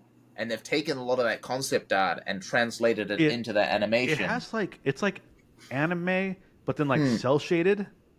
Yep. It's really good. It's a good mix of like Japanese traditional animation style and like Western lighting and color effects. Like I said, I've only seen like the first 10 minutes of it. When I was kind of blown away just watching. I was like, "What the fuck? This is crazy." And the way everything's animated, the animation of like explosions and smoke effects. Yeah, is done perfectly in Arcane, and they are coming out, I think, with a season 2. Season 2, yeah. Have you heard of No Ni Kuni? The Ni no Kuni. Ni no Kuni. Ni no Kuni. What a great game! Especially the first one. It looks exactly like a Miyazaki film, right? Well, it's an RPG. It was made in conjunction with Studio Ghibli. I gotta play that game. That game looks fire. I heard the second one wasn't as great. That game, but I got like a couple hours into it. The beginning scene with his mom, that never fails to like make me fucking feel something. It's so sad. Is it a good game? It's a great game. Is it fun? It's essentially like combat good, like it's an open world FF7. Yeah, it's like an open world RPG with like kind of like monster hunting, like Pokemon, kind of like that. A little bit. But it's a Studio Ghibli game. It's fucking gorgeous. Would now be a bad got time. away from Studio Ghibli, so would now be a bad time to mention I've never seen Spirited Away. Yes. See Princess Mononoke if you want to see. I've never seen Princess Mononoke. That's a banger. That's the first one I saw and the one I still love the most. The only one I've seen a lot of action is My Neighbor Totoro. That's a good movie. I've seen Totoro, Ponyo. I love Ponyo. Ponyo. It's a Little Mermaid. Yeah. I love Little Mermaid. Yeah. Spirited Away, and then what's the one with the Kiki's Delivery Service? Right. Oh, right. I mean, there's Howl's Moving Castle too, which is another banger. Yeah, everyone talks about Studio Ghibli all the time, and it's like, I don't know. You know, I'm not a big anime guy. So I wasn't either, but it makes you appreciate it. It doesn't feel like anime too. It feels like a movie. Refined and like the craftsmanship, and you can tell everything is hand drawn and like slave over every frame. And it's just Spirited Away is a beautiful movie. That movie is beautiful. That's why I've got to say, like, I wasn't excited to watch this movie at all. Yeah, I was like, out of all the movies that they could replace me for, or get me replaced for, it's this fucking movie. Like, oh, come on. Like, I was like, oh, why couldn't they get me on a couple episodes when there was actually a good movie? we don't do that here. We don't do that here. You're never going to get a good movie. So you know what? If we just watch all good movies, then there's nothing to talk about. Don't get me straight. Set me up on Treasure Island, and I'm going to still have an investigation because Treasure Island. You're terrible. I was trying to be so nice to Treasure Island. Treasure Planet. Are you not thinking of Atlantis? No, I love them. I love both of them. Look, I haven't seen Atlantis. What about the Road to El Dorado? I haven't seen that one either. With the Emperor's New Groove. Oh, I like that. It's a little different. They have like a different art style in the Emperor's New Groove. It's kind of interesting. Did you watch the TV show? Of what? No, the Emperor's New Groove TV show where he goes to high school. That used to be on Cartoon Network. That sounds terrible. It was hilarious. It was hilarious. It was all of the fun side of Emperor's New Groove in a TV show. So all the fun of it. Oh, sign me up! I'll watch it tonight. I'll probably watch the whole series. How many seasons? I can't remember what it's called. It's the Emperor's. Hold up. What's the best Disney film of all time? Little Mermaid. I want to talk about animation since we're here. And Dark BMX is a Disney head. I know that. Little Mermaid. I spent a whole stream with him listening to the Jungle Book soundtrack, and we had a wonderful time. He doesn't do music stuff anymore, though. The Emperor's New School is what it's called. Did people not like the Jungle Book live action? I didn't like it. It wasn't as good as the original. I mean, I was all right. It was good, though. Yeah, I mean, it's amazing how they do that with the real animals and stuff. I don't even know how they do it. I'm not too familiar with the Jungle Book is so beloved that it's hard to like mess with it. My favorite song was ruined. My favorite song from the original Jungle Book was King Louis. No, it was King Louis' song. King I Louis? wanna be like you. Oh, yeah, they didn't do that? And they fucking ruined it. It wasn't even a song. Is that Louis Prima? It was just Christopher Walken. Doesn't Louis Prima do that song originally? I'm a monkey. I'm Christopher Walken. Yeah, that's not the same. Louis Prima is not. Walken is not Louis Prima, and that's why that's such a great song. Is because Louis Prima is so good. While we're on our Disney thing, the other day, I was in bed and I was falling asleep. So I was laying next to Flame, and I just put on the Aladdin soundtrack, and I was just singing the Aladdin song. It's so romantic.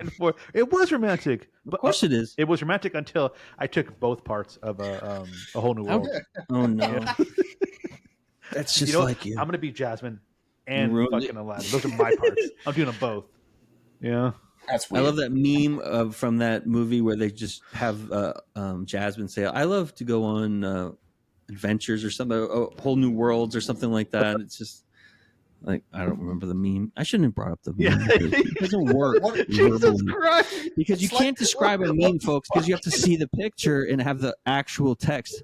Because if you don't have the real text, then it's just not funny and it's just awkward. He just said a punchline of a joke. He just said a punchline of a joke and then forgot the I like that meme. He didn't even get to You know that one meme? Love it. One of my favorites. You know that joke where the guy walks into the bar? Uh-huh. And they're not saying anything else, and you're like, okay. He goes, it's pretty funny, you know? What's your favorite scene from Dumbo, Dark BMXers? Where he flies, he wants to fly. With the crows? With the ears.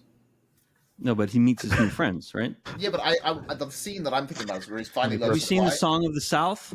He loves that movie.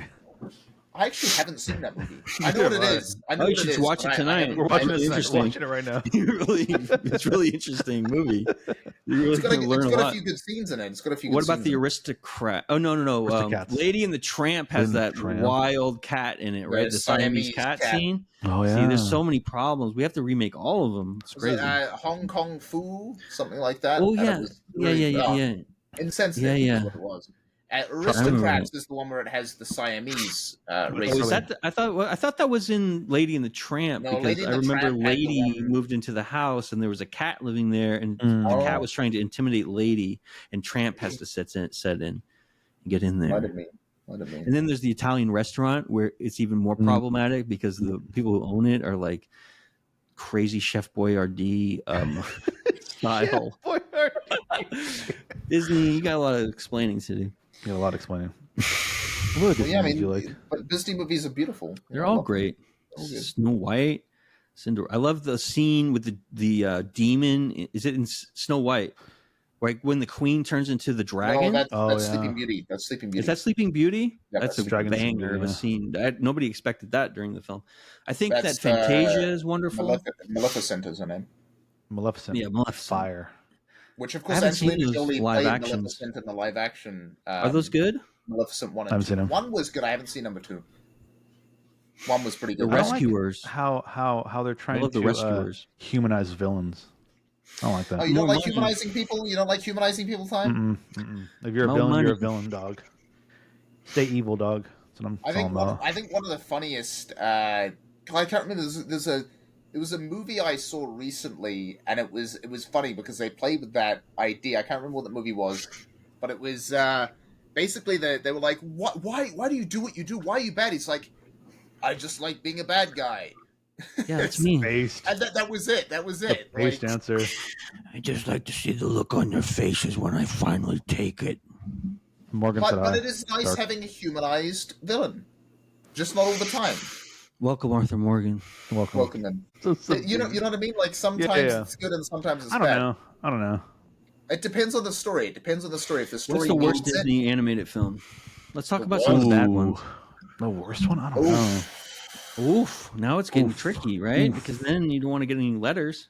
I want all the way. Actually, I can't think of like a bad Disney animated film. Oh, well, and then another good one, Beauty and the Beast, really punched over what I expected. I didn't care for Disney. The live action wasn't good. That's when they really brought back the animation style. They hadn't made an animated film in a long ass time before that. Was that after Aladdin? That was in that same era.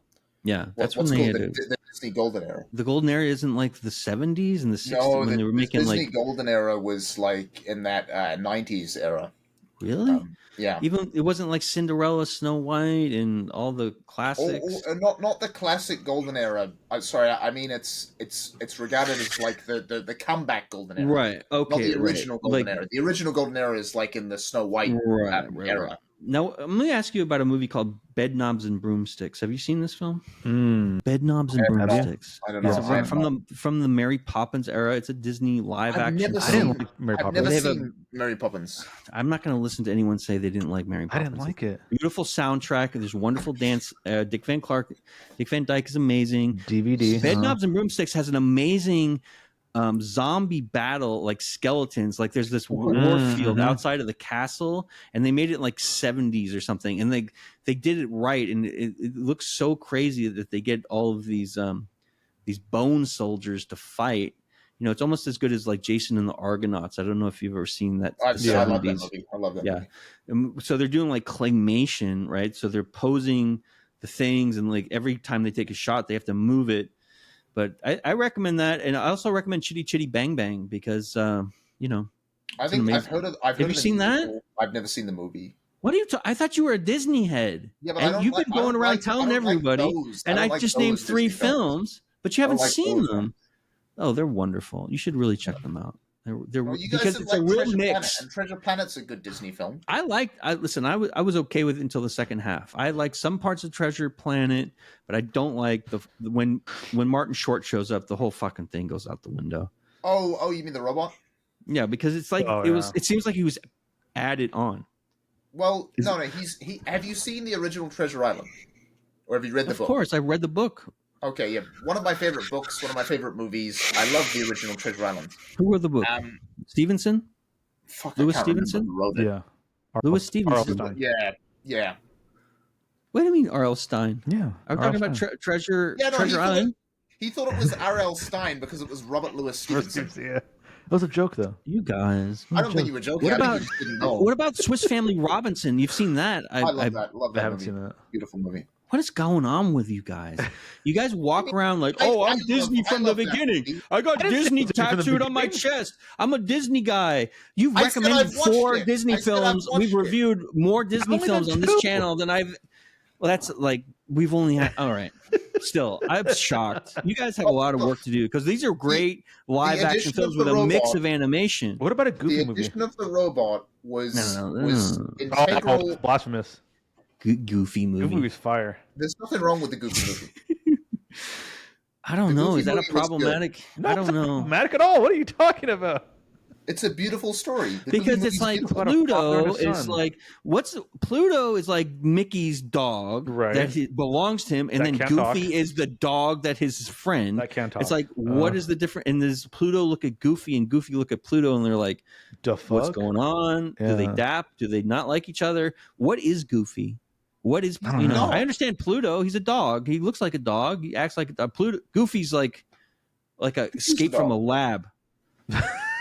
He's a dog? He's a different breed of dog. Yeah. What is he? He's a dog. Is he a dog? Do they say that he's a dog? Yeah, he's legitimately a dog. Does he have that dog in him? Why does he talk? What's the Goofy voice? Oh, yeah. Hey, oh, yeah. Oh, yeah. Oh, yeah. Oh, yeah. Oh, yeah. It's like, whoa. It's like, what are we doing? Hiya, Mickey. And then he's like lazy, right? That's his character, right? He just has a Goofy voice. That's what they always, growing up, it was they used to have comic books, right? Mm-hmm. Mickey Mouse, Donald Duck, and the section with the Goofy is like, oh, we can't get Goofy to work today again. He's just hanging out. He's supposed to mow the lawn. It's so aggressive. What was Goofy's son's name? Do you guys remember? Max. Oh, he was Fly. He was cool. See, I love Max. His girlfriend. Max. Ooh, chill dog. Oh, come on. Chill. What's his girlfriend's name? I don't remember his girlfriend's name. She was bad though. Can I get a 1 in chat? She's bad. No, was she a dog too? Yeah, they're all fucking dogs. How did they make a dog look? Was she looking goofy or was she looking like? She's looking like a fucking snack. She's what's that rabbit she's that you go for, Dark BMX? Yeah. She's my Judy Hopps. Let's get into it. Who are our cartoon crushes? Yeah. Let's talk about our animated crushes. Jessica Rabbit.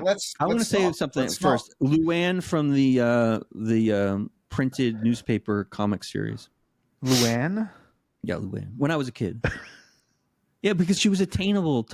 You couldn't get with her friend because her friend. Yeah, when I was 11, I'm like, I could get with Luann. It's not out of the realm. Yeah. It's like I'm not trying to get with Blondie. I'm trying. It's just Luann. She's pretty simple. And then sometimes she puts her eyelashes on in some comics. To turn it back around to the current, yeah, go ahead. Make it topical. I think after seeing the photo shoot scene, Mima looked pretty good. Mima looked pretty good. Mima kind of fire. Yeah, looked pretty good. She was the best looking one in Chom. Oh, definitely. And hands down, without a doubt. And the short hair girl was like the last one. Yeah. Pixie haircut. Yeah. So, all right, but who else? Jessica Rabbit, Ariel. Yeah, Ariel must have been strong for you. That probably came out when you were a kid too, right? So she probably got right into your subconscious. Both. Okay. I got my own Ariel. You know what I mean? I got my own Ariel now. What about you, Dark BMX? Oh no, I don't go for animation. There's a rabbit. What's the name of that rabbit from that one show? I don't know what you're talking about. It's a Disney cartoon. Did you even like that movie? She's a parking attendant. What movie? Zootopia. What's the name of it? Did you like that movie? It was highly average. Yeah, it is. It's not great. So you're there more for Judy Hopps than for the fucking Judy Hopps. I've seen the movie once. I've seen it once too. That's all it takes. You know, the part of the reason why I saw it is because I like Jason Bateman so much.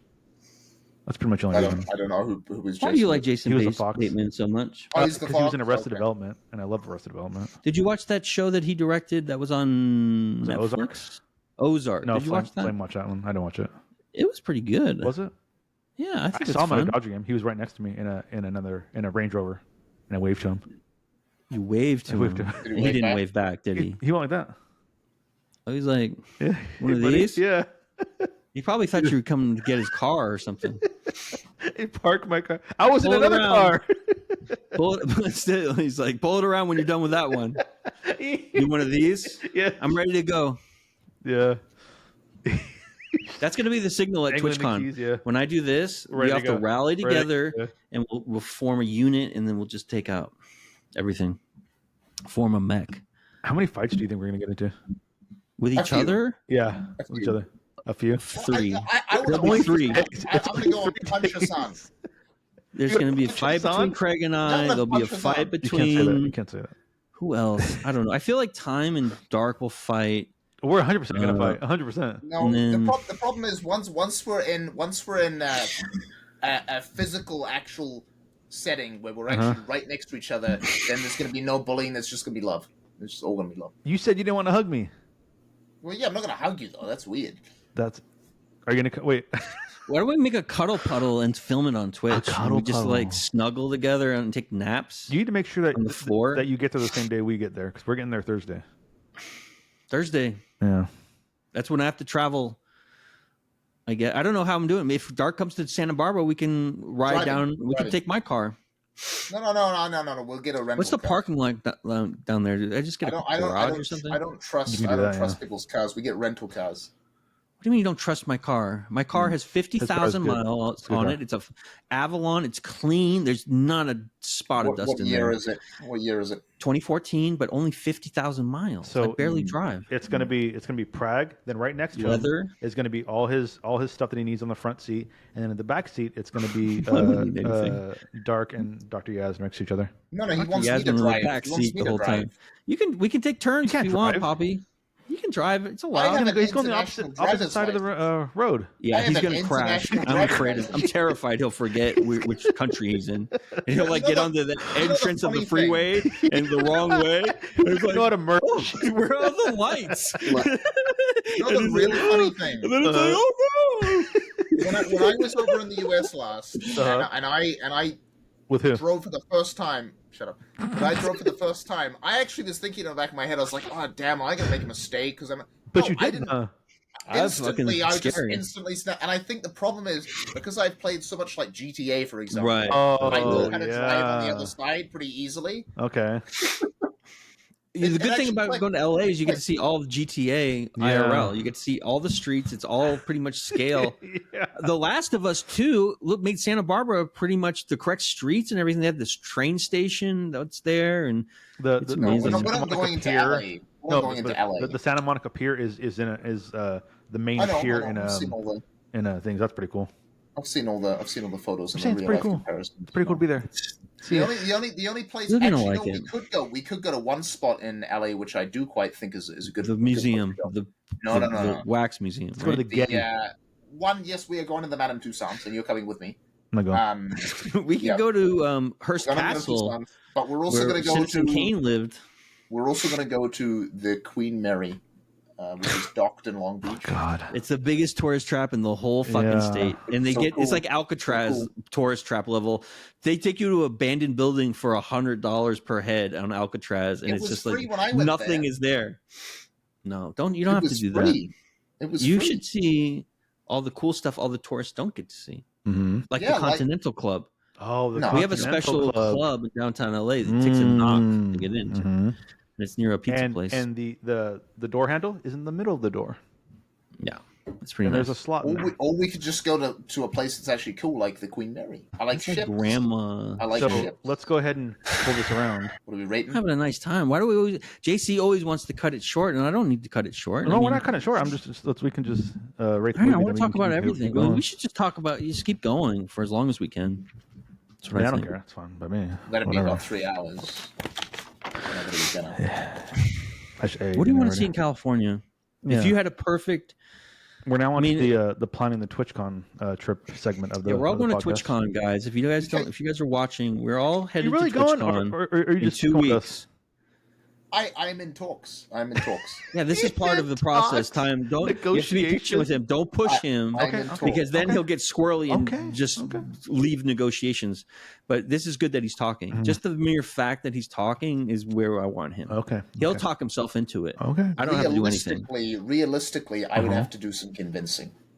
To who? Yourself? To everyone. Everyone. Okay. Who's everyone? Your cat? All parties involved. No. Your cat's waiting for you to leave again. You remember what happened last time? Yeah, the cat stopped talking to you. No, I ended up getting stuck, and I had to get a taxi down to New York. You're going to have me. You're going to have Time. If I'm a bad guy, Time will be a good guy. If Time and me are bad guys, you can depend on the other 4 people that we're going to be there. But it's like, I think the fact that you know Time and you know me makes it pretty safe, and you have a pretty good odds of having a nice time. If we can just exclude Dr. Yasman. No, because he's coming here. He'll probably be here tomorrow if I'm going to knock on the door, and he might be here for the month. I don't know. We're going to learn about Dr. Yasmin together as a family. All right. Yeah. I think he's going to be great. I think he's going to be wonderful. We're going to stream. He's going to let me get the best out of this unit because he knows programming like nobody's business. Now, the real question is antique stores? Oh, my God. Oh, yeah, of course. Antique stores? In Santa Barbara? Oh, yeah. Take you out to Solvang. We have a whole Danish village that's run by Danish people called Solvang.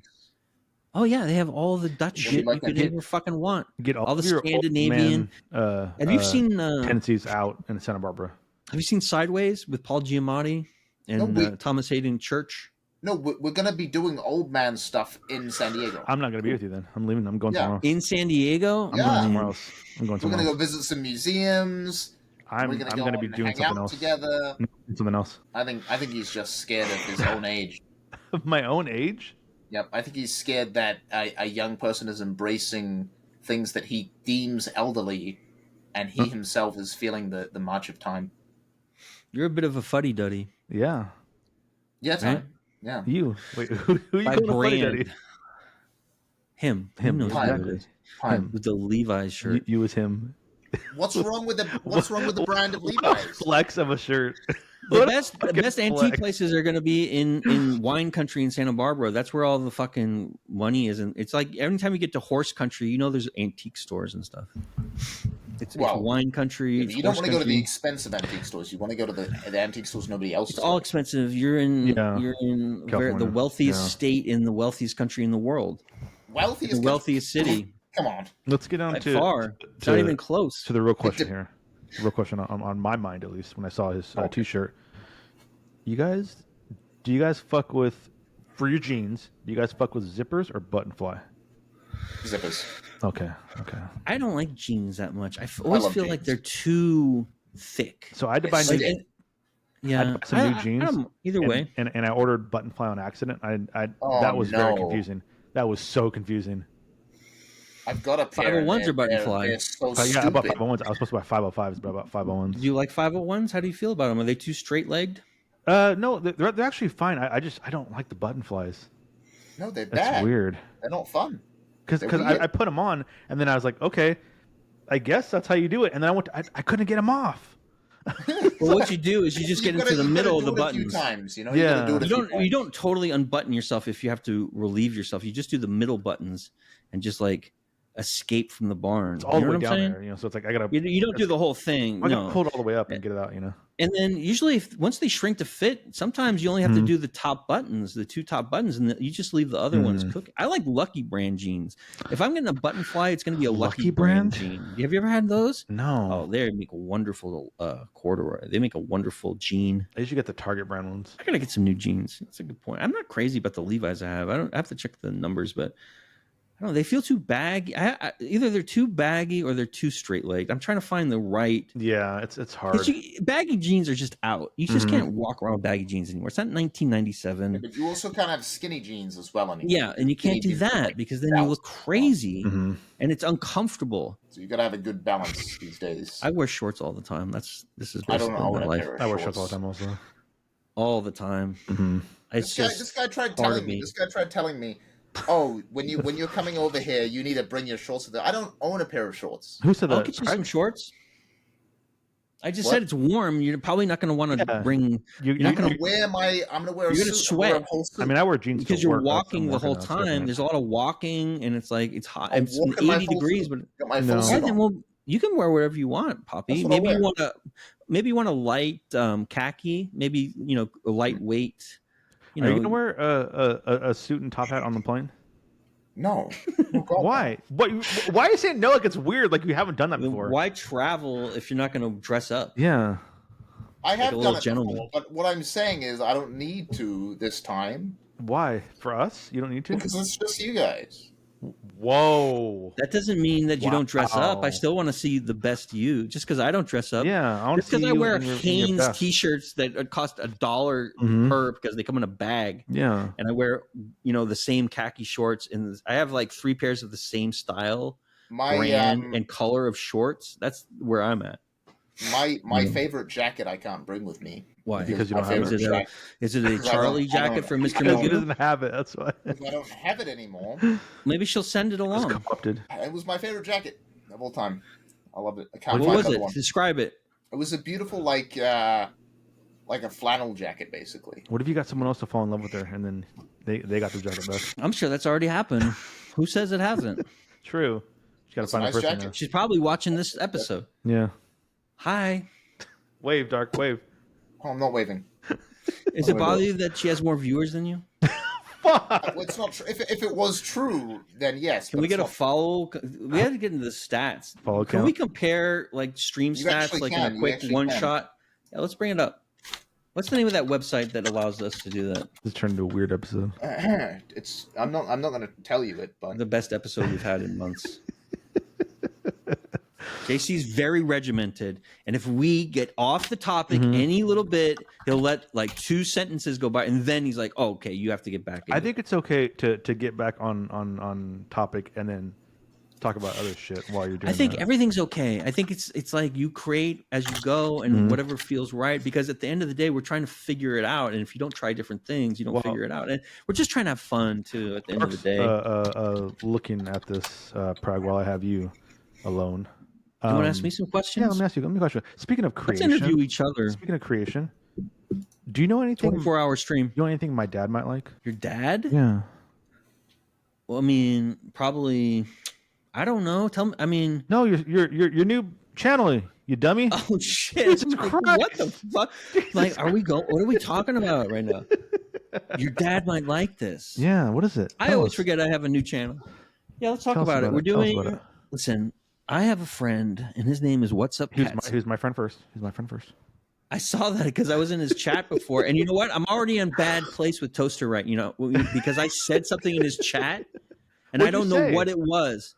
It was either me telling him to tell Leslie Tanner, and I put quote unquote penis. I said tell Leslie penis, and then there was some other things like he was playing a Grobnik game where it's like a. I heard you're trying to kill Gordlets. That's what I heard.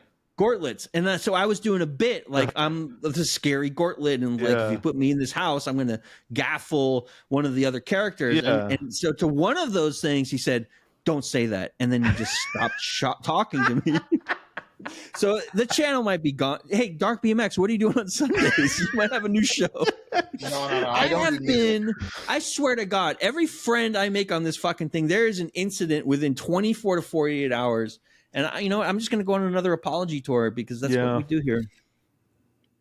Well, I'm just trying things out, chat. I'm trying to be funny. I'm not trying to maybe I triggered him. Maybe a Gortlet attacked his niece. I don't know. Yeah. Maybe he doesn't like the word penis. I don't know. You better not kill my Gordlet.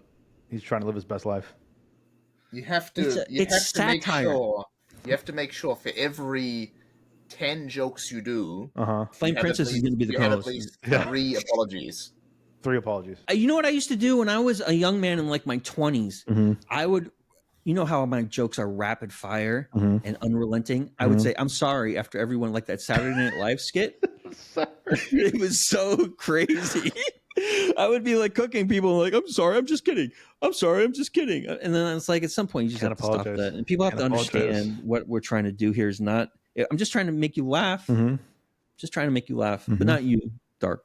I don't care what you think. Correct. Because I don't want you to laugh. That's the correct. When did we meet opinion. Darkbeam? Let's talk about us.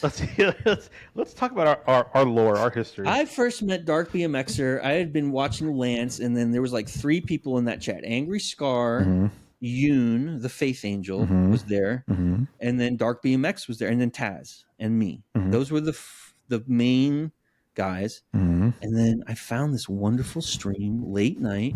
I was having problems sleeping for whatever reason when I discovered him, and it was just the most wonderful Red Dead Redemption stream. Oh, was it laughed so much.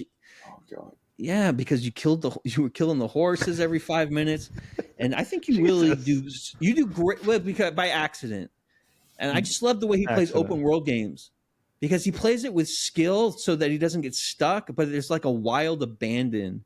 Like I like how Deadman Payne plays Rockstar games too, because he knows these games backwards and forwards, because he's played through all of them like 17 times. Deadman Payne. Yeah, he's gonna be here. Future. And I love the way he plays, and he's just hilarious. And I think I was like, if I had to choose between, but back then during the Fat Iguana phase for Lance, I chose Dark BMX regularly over Lance because it's just a better stream. He's just a great streamer. Only for gameplay. More people should watch him. Only for gameplay. He did wonderful concert series with Black Sabbath, and we watched a Michael Jackson concert. And I just love the vibe there. It's not too crazy late night, but it's chill, but not too chill, and it's still funny. And he has a great sense of humor, and he'll let you take chances and make jokes. And I think it's one of the best streams that, probably because it's from New Zealand and North America's asleep at that time. But I really hope people watch his stream more. Well, I'll do a shameless self plug, because that's what we come at to come up here and shamelessly plug ourselves. I've got things coming, and it's not just me. Dark is coming. There are other things coming. There's cooking segments. I swear, segments or stream. Cooking streams. Yeah. Okay. I swear, because I remember I for 2 years now I've said I'm going to do a monthly cooking stream. I haven't done a single one, of course. The wonderful cereal tier list stream is still the most popular vlog. I recommend people watch that too. More of that. So you can really get your mind around the best cereals in an analytical way. Joining us again for the continuation of the zombie series, which... you guys are doing that again with the ping, with all the problems with the delay and everything? He gets so angry when he plays, but that just shows how committed he is to us. Lance is a good friend. He's a wonderful friend. I like to point out as well. Lance even hosted Ghost Monsters Live one week. I don't know if you guys noticed that, but he actually ran it from his stream. That's how cool he is. Yeah, I'd like to point out as well that Lance is a very good friend of mine. I met him. He's not here in this stream, though, is he? Yeah, he was 2 seconds. He's usually here right now. He's actually streaming right now. Is he? No, he's not. Yeah, at he 9 o'clock. He's streaming right now. He's early. You know what? I'm going to tell him he went live when I'm live, and that's not what we do here. You're not allowed to go live when I'm live. You can't. I'm going to take him off. I'm going to yank him off the air. Yeah. I don't think you can do that. And then Time Goes to Waste. We didn't discover Time until 9 months, a year later. Way later. And he just snuck into our heart. He talked to me extensively about the time when my PlayStation 5 burned out. And I was having a real time trying to fix it. And he talked me through it. And we decided finally to get a new system. And it was for the best of everyone. And he even came down and visited me. And we went to a concert. We saw the Deer Hunters with Flame Princess. And it's just a wonderful family that we've created here. I legitimately, it's weird that time was even after JC. JC was a lot earlier than Time, wasn't he? In terms of the one day I came into the stream and JC was already there, but he was so familiar with everyone. What was his first words? We did not get off to the right foot. Okay, he said something like he was rolling around like he was had been there for 30 years. It was amazing, and I don't know, we had some thing, and then I think I remember that. I think I remember that because he was new there, and Prag had been there for so long, and he was acting like Prag had just joined in, sort of thing. And you're like, wait a minute. I was telling a very real medical story about it when I had a sleep dysfunction, which made me stay awake for a very long period of time, and we got into an argument about, that's not possible. It was one of those, and it was like, JC. And then you know what I did? Yeah. I held the first mod election in Lance from Saints history, and we made sure that it was me versus JC, and then I became the mod. JC, did JC win the second one? So I won by one vote. I think there was like 6 votes or something. And then when I told Dark BMX about it, he was like, "What? What do you mean a mod? You're supposed to be modded, not moderating, right?" Look, I'm just saying. Say wild shit. I got confused because, of course, I was never part of a mod election, so I just thought, that was a weird way of doing it. You just exposed yourself. Weird way to do it. You've never won a mod election, and now people are going to say, "Well, I've won mod election." Like Time had to win. I'd win one. Yeah, he had to win. He had a campaign. It was a couple, and then Flame Princess. She won. And Taz, and and then you're just like, I don't have the consent of the governed. I just am like born into it. It's noblesse oblige. I was elected by the people. You were not. I would resign and stand for election if I were you. No, because but you don't have the fucking temerity. It's like in you don't have these. You don't have these. 2 separate houses. You would win. You guys were in the lower house. Doggy. You have to be elected in. I was born into like the House of Lords. Oh, so I just true. And you have no power. That's why you have no power, because then neither do they. Right? It's not the House of Lords that makes the policy; it's the Commons. I've banned a few very important members of Lance community. Okay, so those people are going to be all unbanned because it was an illegal banning because you were never ratified. You screwed us. So they're all back. You should have let us do it. You screwed us. How do you really think you would lose? Like, who would beat you? Like, no, I think somebody would beat me. No way. Yeah. Who? Like anyone they put up against Princess or something? It's like they're just too new. They're too new. There's no way people would vote against you. No, they would because they want to spite me. Out of spite. No, okay. Because No. All of your friends, right off the bat, you would start with 5 votes banked. Time, me, Taz, all the mods. Yeah. And you let people say, Twitch Micro. We don't let Lance vote. There's 50 people that watch him on any given night, and then he gets 10 votes. So you already have half the votes right there. Come on. It would really be a power move because then once you won, you would be like, I'm, you the most recently elected.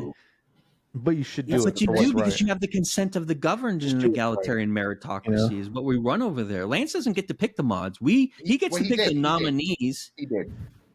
But then we don't do that anymore. So it's like, what are we doing? Is this? Are you the only one that was put in? I think so. Yeah. Are you the only one? Yeah. Who's the mod? No. Diamond Dez was there for me too. Sorry, Diamond Dez. I don't want to miss any of the originals. Diamond Dez was the first mod, I think. Right now. The first mod. Here we go. If we use that. Let me give you a bit of. No one asked, but let me give you a bit of lore of how I found Lance. Yeah, get in there. Let's get in here. Let's figure it out. So JC can't hurt us tonight. So Flame had been watching CuteBot, and Lance, obviously, famously a CuteBot guest and participant.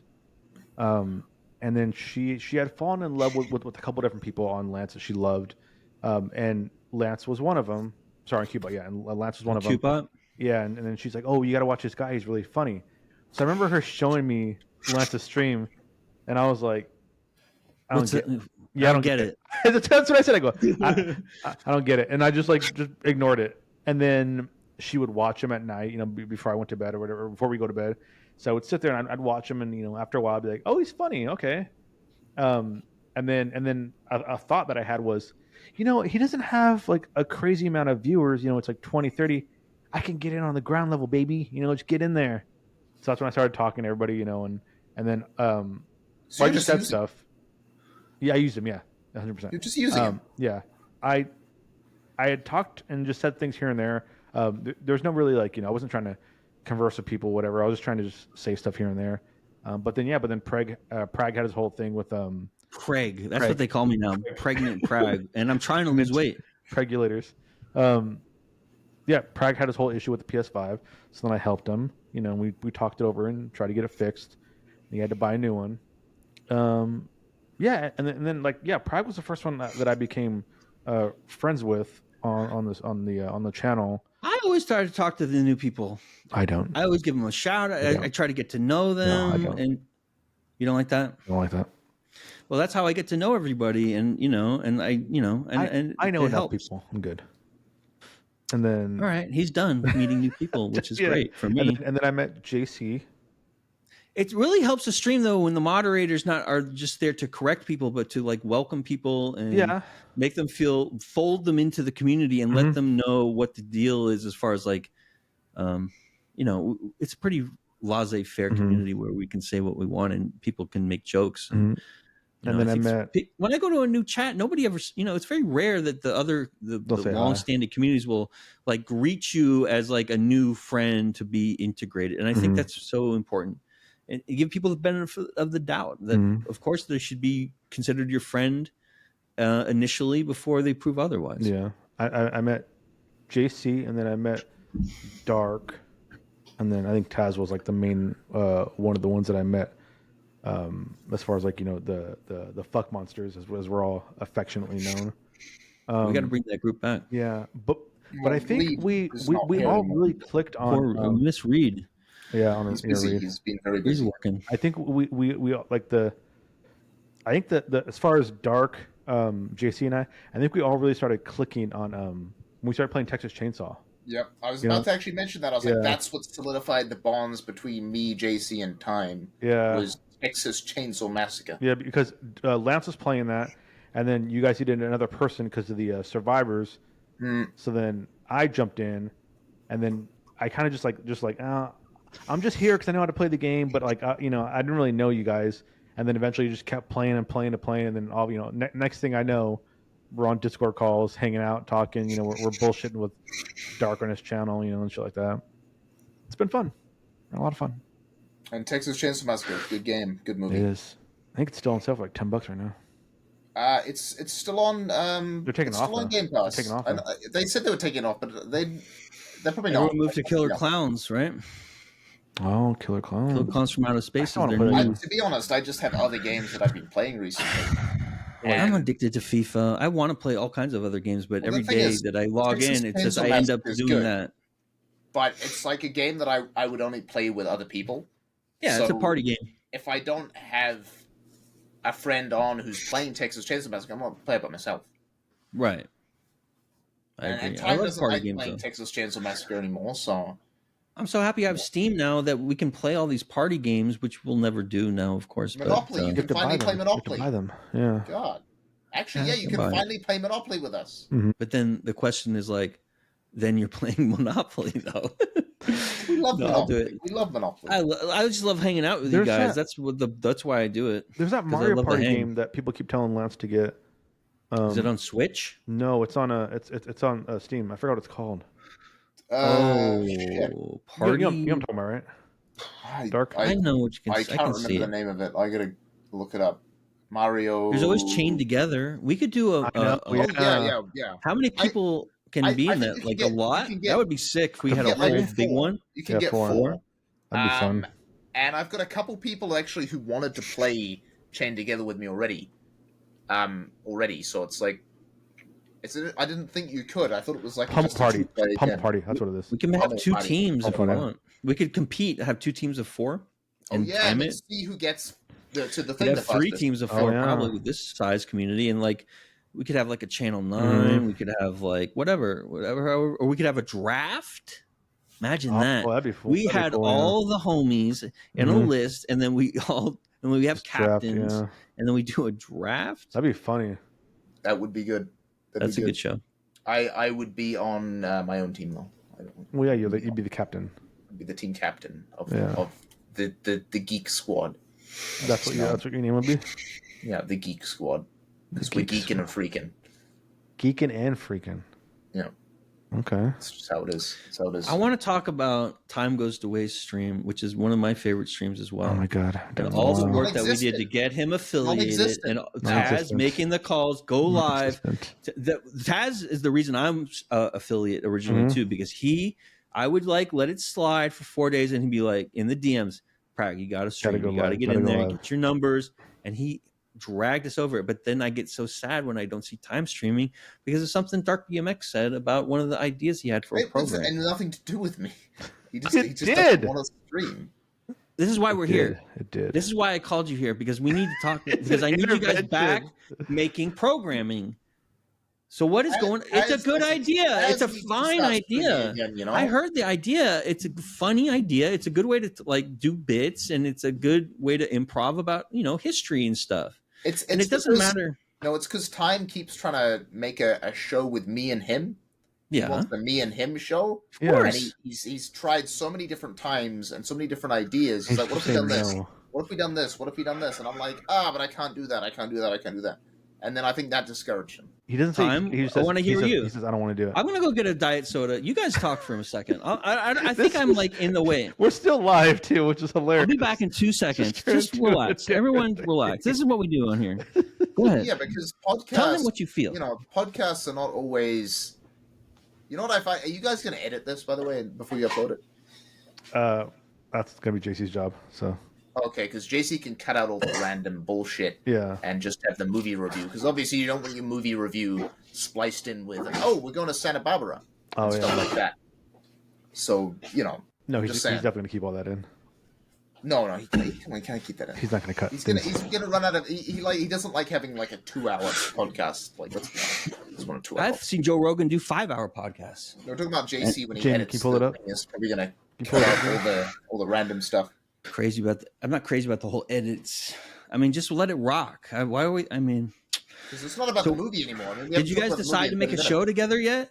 When I went to get my soda, he doesn't want to. Why don't you do this idea? I can't. I don't have Why time. don't you just do a show like this and just fucking rap to one another like we're doing right now? Why don't we make a show with all three of us? I mean, why? I'm not a podcaster. It's a stream. It's also a stream right now because we're streaming. Yeah. So it's like, what is a podcast and what is a stream? Well, a podcast is where you're just like this, where you're just talking to people. No. Stream is just a show on this platform, right? Mm-hmm. Of any context, of any type. I'm so busy already. I'm so busy. Busy doing what? You're not busy with your teddy bear and your cowboy hat? I have to go live every single day. What time do you go live when in the US it's usually like 11 p.m. or something? Yeah. So if we could accommodate a schedule for you, would you commit to a 1 hour stream? Maybe you alternate channels and just include some members make another show with your friends just to chat with them. That's not your stream. And then you go play video games and we'll just make it like an hour or two. And we have everybody on. Because I got to eat at that time before I video game stream. By eating. So eat a little bit before. It takes me at least 2 hours for dinner time. What if you got up earlier in the morning? Did you ever think about that? I get up too early. What time is it when you get up in the morning in the United States? Well, I get up at like 7 o'clock in the morning, so... Okay, what time is it? Is it... Let's see. I have no idea how to do the conversion. The point is, you can do this. Wow, you're having a lovely time now. I have no time to do it. If I was a full-time streamer, then, maybe not. You're going to look at him in the eye and tell him you don't have any time for him. And that's going to make me cry. Because he has nothing but time for you. Because I have my other shows coming. I got my cooking segments coming up. Why can't you include him in the? I mean, you can't include him in the other shows. Zombies play by play for your cooking show. Who's on Zombies? Is that JC? You and JC's friend. JC, Lance, and JC's friend. JC won't be there. He wasn't even here for this episode. He will be. He will be because he said he had. He's swimming. He's swimming. Why won't you let him swim? Wait, I can't get him out. I can't get him out. There's a bot. I can't get him out. Please remove it. What's going on with Lance's shows? Lance is coming out with a panoply of new shows as well. He is. He likes to come up with new shows, and then he doesn't do them again. No, because he's going to start working with other people, and I think that's the key for him. When are the zombie streams? Are they Sunday for you or Saturday? Sunday for me. Oh, that doesn't work. I have my new show coming out on Sunday. No, that's Sunday for them, which is when we do this podcast. So I don't know how JC's going to. No, it isn't. It's yes, it is. No. It's just delayed, isn't it? Because you didn't want to do it today this time. Yeah. No, I forgot this isn't your Saturday usual time. at 8. No, but if you guys are doing the thing, it conflicts with the movie podcast. It's a lot earlier in the day.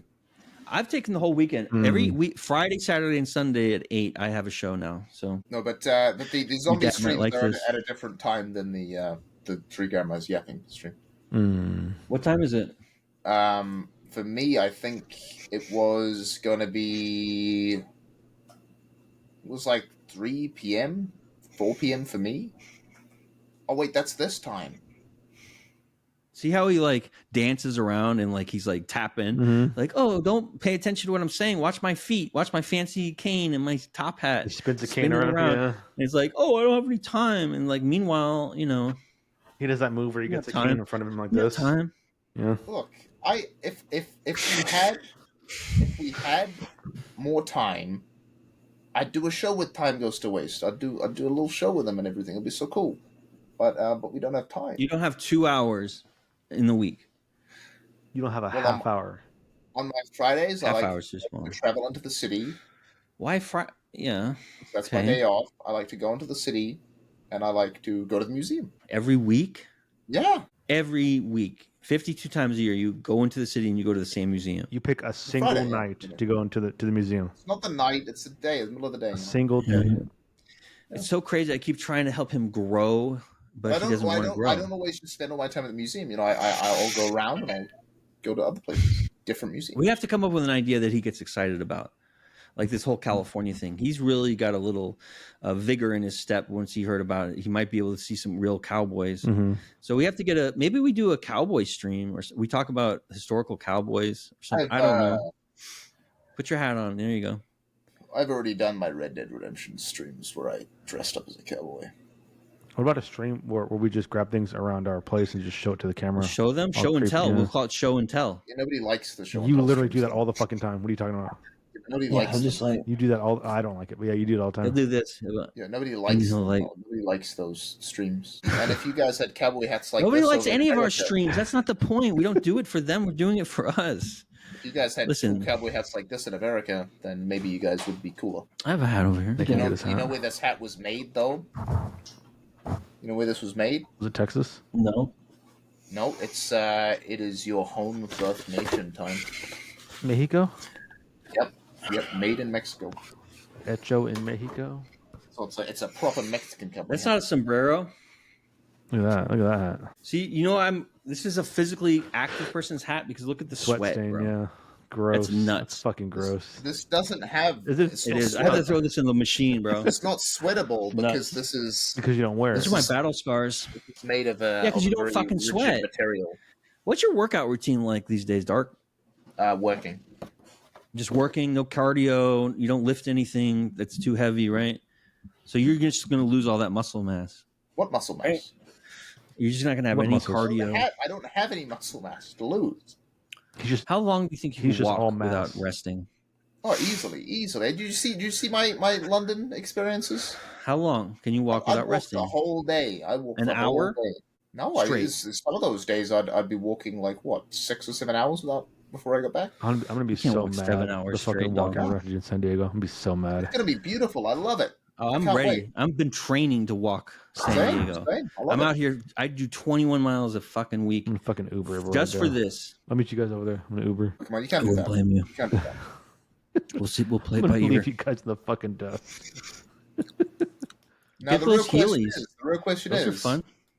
The real question is, if we turn up on the west coast of the U.S. with zero monies, pretty much zero, no money. Life doesn't seem to be. Yeah, that's what a homeless good. person is. Yeah. Just add you to the collection. We have plenty of homeless people here. You'll just be one of them. Just be homeless. Yeah, SV will be here. Oh yeah, SV's got no money either, right? Yeah.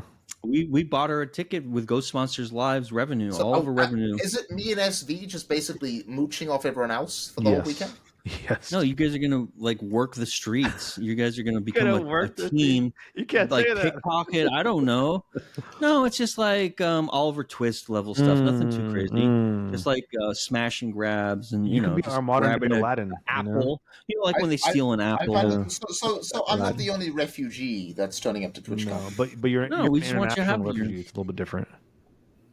She's already local. Yasman's there. Yasman's a refugee. True. He's also he set the precedent. Yeah. So now I take all. We'll figure it out amongst ourselves. We're all right. We got to live there. And I can't wait. I've been waiting. I've been wanting to drive on the American freeway again for a while. What a weird thing to say. The American freeway. Yep. Well, that's what you call it over there. You call it the freeway. Well, yeah, because we're American. Yeah, the American freeway. Yeah. I wouldn't say the New Zealand freeway. I would just say the freeway. It's so exhilarating going 120 miles per hour on the freeway. It's too fast. You can't go 120 miles here.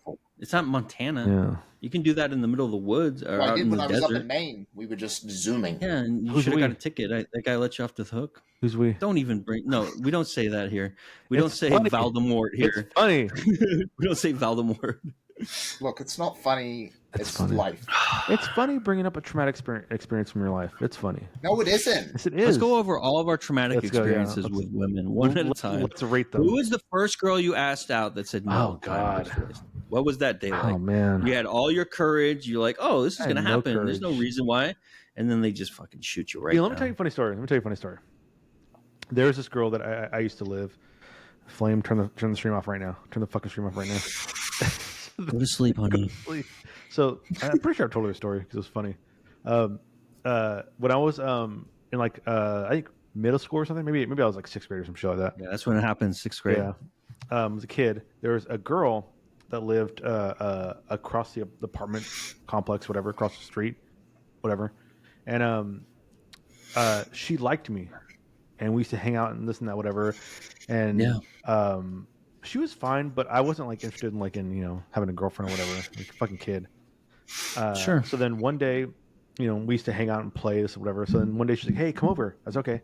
So I went over to her house, and she had a brother. So her brother was younger than me, but he was a boy. So I did stuff with him because we're guys. We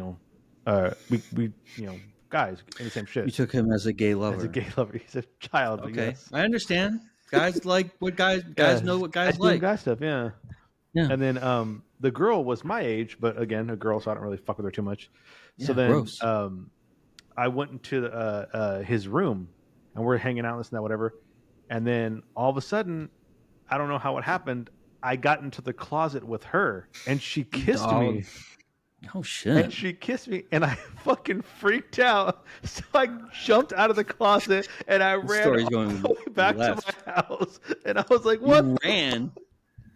Oh, shit. I think what fucking dingling was on. Yeah, it was weird. Really mean time. Fuck? She forced herself on me. Is to this day, it's aggressive. You haven't really left the closet. Oh, come on now. Some say I'm still trapped in that closet. Some would say that. Yep. Yeah. That mental closet in your mind. I had a girl in middle school that I was like in love with from afar, and she was like taller than ever. You know how middle school is, like the developments are all different. Like, but she was like, she achieved. She was like an adult essentially, and like, it was like back then, everyone's shy and like there's notes and stuff, and it's like, I told my friend like, I'm gonna stand in the hallway, and like when she comes out, like she didn't know who I was, and she'll like see me, and like if she wants to talk to me, then we're gonna talk. So she sees me and she just like fucking walks right by me. She's like, no shot, dog. And I was just like broken. It was so cool. It was funny. Dark, good. And then I married her. You married her. You have a story? Okay, Dark. You have a story, Dark? So, as far as the movie goes, what ratings are we giving it? So, okay, hold on. There's another funny story. Oh, I want to hear young love stories. Middle school, nothing recent. Yeah, no, funny story. Nothing. So, you never got your heart broken? Did you have a little girlfriend in high school at least or something? Nothing? No, he's never had a girlfriend. Just observing. I had a girlfriend. Just observational one stuff. time, and it went terrible for him. You didn't like flirt with anyone, though. True. You didn't have like someone in school you passed notes. Look, I'm not here to. That's one of the. I know you passed notes. No topics. You're a beautiful writer. No topics like that. Why? That's the one. No topics like that. Why? That's the one from when you were 11? That's the one topic we don't have. I'm trying to humanize you. And we're trying to humanize the villain. So and you won't let us do it. I give him every chance. See, look at him. I personally thought the movie was. Don't say derivative. Don't say derivative. Pretty good. Okay. It wasn't amazing, was it better than you expected? Personally, it was better than I expected. Okay. It was better than I expected. Dr. Yaz does that. This is something Dr. Yaz does. He goes, it's better than I expected. He raises his eyebrows and he goes like this. That's exactly what he does. No, you are literally him. Oh, wait a minute. Are you perfect bluing me with Dr. Yaz? Shit. You Dr. Yaz? Oh my God. You put on the coat. You're trying to fuck with me because that's not what he does. What the fuck? He does everything you do. It's the same guy. It's just a little variation, and so you're like doing costume work. I love it. So it was pretty good. It was pretty good. I'm not the biggest fan of animation, like anime. Sorry, like Japanese anybody anime. cares. Yeah. So I would personally give this a rating of a 6.5 or 7. We don't do that. We do a 100 I mean, scale. we'll add a 0, and that's 70. Out of okay, 69 or 70. It's just a decimal. 65, 70. 65. Okay. And would you recommend this? And do you ever give out 100? Because that's important. Because I don't give 100. I get to like 88. I never give 100. I never give. Yeah, I don't give you wouldn't give Titanic 90s. 100. No. Okay. No. Okay. That's the speed of light. You can't go the speed of light. If I give a movie low 90s, that's top. That's top. Right top. That's where I'm at with it. Okay. That's more. If I give it high 80s, that's pretty damn good. Okay. If I give it anywhere from 70 and above, I would recommend watching that movie. But would you recommend it? And to whom? So for this movie, it's not above that threshold. I wouldn't recommend this movie. Okay. Like I wouldn't go out and tell people, "Oh, this is a really good movie I saw, you should watch it." Unless they were specifically looking for something that fits into this genre. Okay. Serial killer anime. Yeah. Yeah, someone was like, "Oh, do you know a good like psychological animated thing?" I'm like, "Oh yeah, this is pretty good. It does that well." It's not the best sort of psychological horror I've seen, but it's pretty damn good. Yeah. What is the best psychological horror you've seen? Oh, jeez. Psychological horror? Rosemary's Baby. Is that psychological that's horror? the thing. It's not a genre that I'm like super into, so it's not one that I particularly know too well. Basic Instinct. Is that horror though? No. What's that one where like the lady boils the rabbit? Like Michael Douglas is in it, and she's like, "Oh, what is the name of that one? That's a crazy movie. I haven't seen that in a minute." I forgot that Fatal one. Attraction. Ooh, that's kind of a psychological.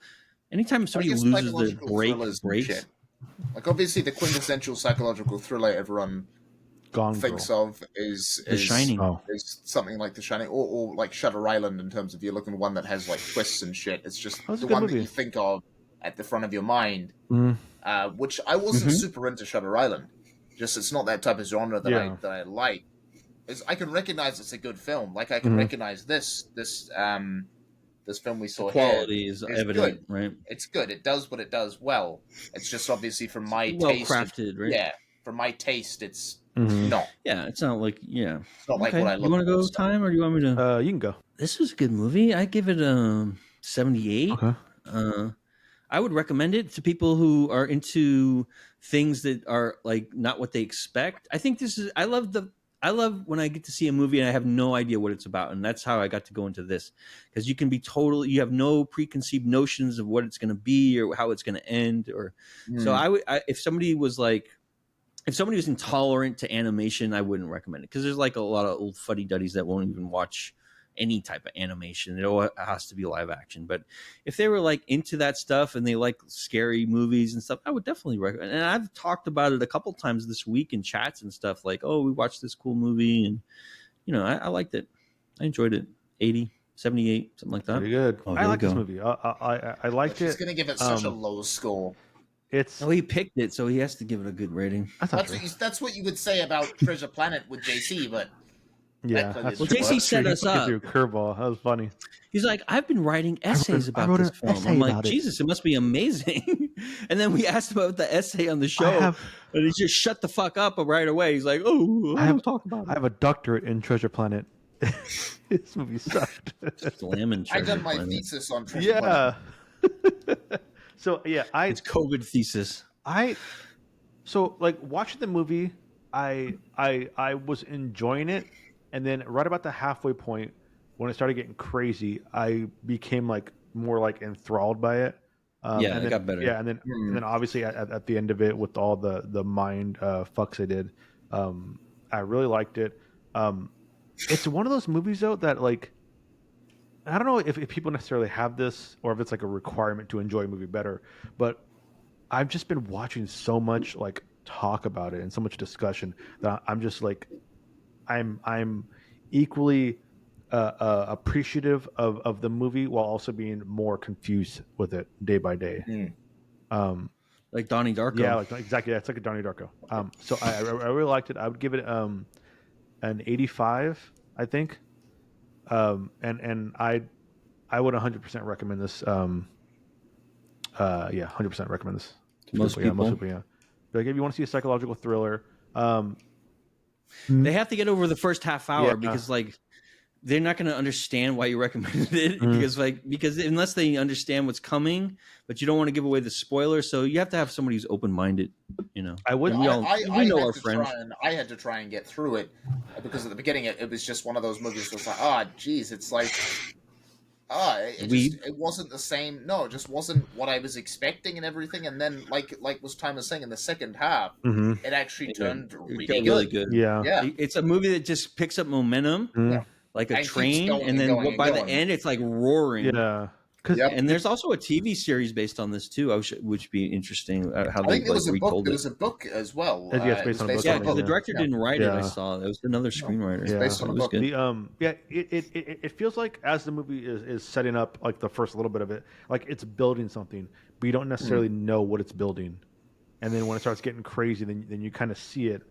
You know, and it's like, oh shit, this is crazy. And then obviously when you get towards pay off. Yeah, when you get towards the end, it does pay off. It's like when you get towards the end, you see the picture, and you're like, oh shit, like, you know, okay, the last hour and a half, I see what the picture is, and at the last second, they turn the picture upside down, and you're like, oh shit, I didn't see it, like that.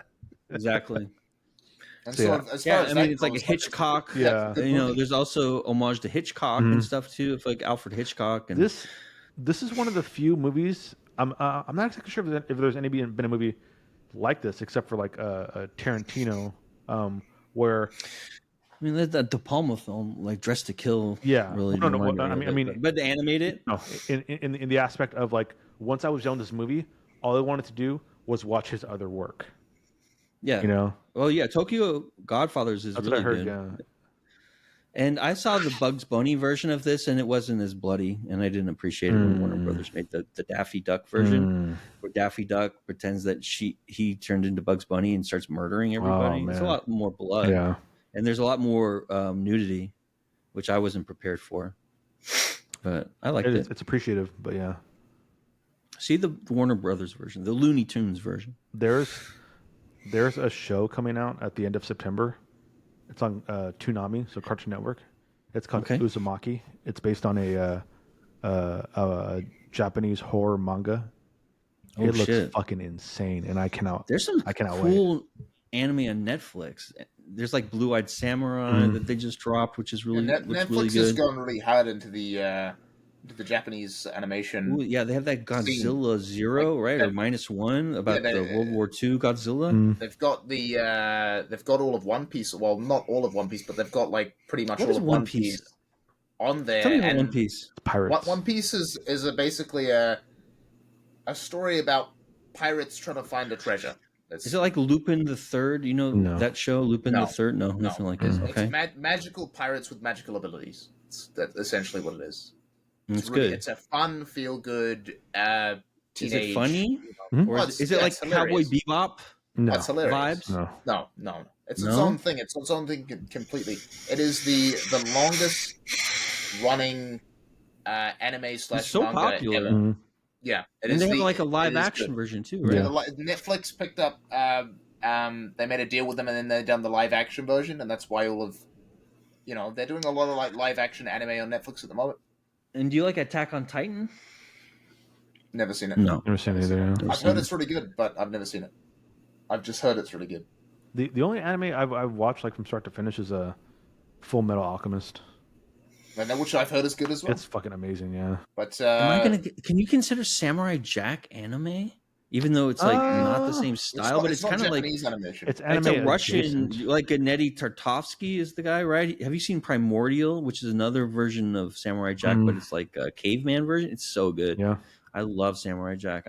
That's one of the shows that I've seen every episode. Samurai Jack's good. It's good. It's like a silent, it's like it's different. It's like it's so unique. It's not like any other art style. Did they bring it back for the season like after it was like canceled? Yeah, they did. They had a recent reboot. I think one of my favorite like animated shows of all time would definitely be like Avatar: The Last Airbender. It's timeless. It's classic. It's honestly one of the best stories that has come out for a long time. I'm not talking about the Basilisk? core or anything, but Basilisk is a medieval setting, but it's really super violent, and there's like animal creatures that are like humans, but it's like a super violent samurai show, but like with fantasy elements. I highly recommend it. It's really good. If you like Ninja Scroll and like the bloody stuff and like the good action stuff, Basilisk is fire.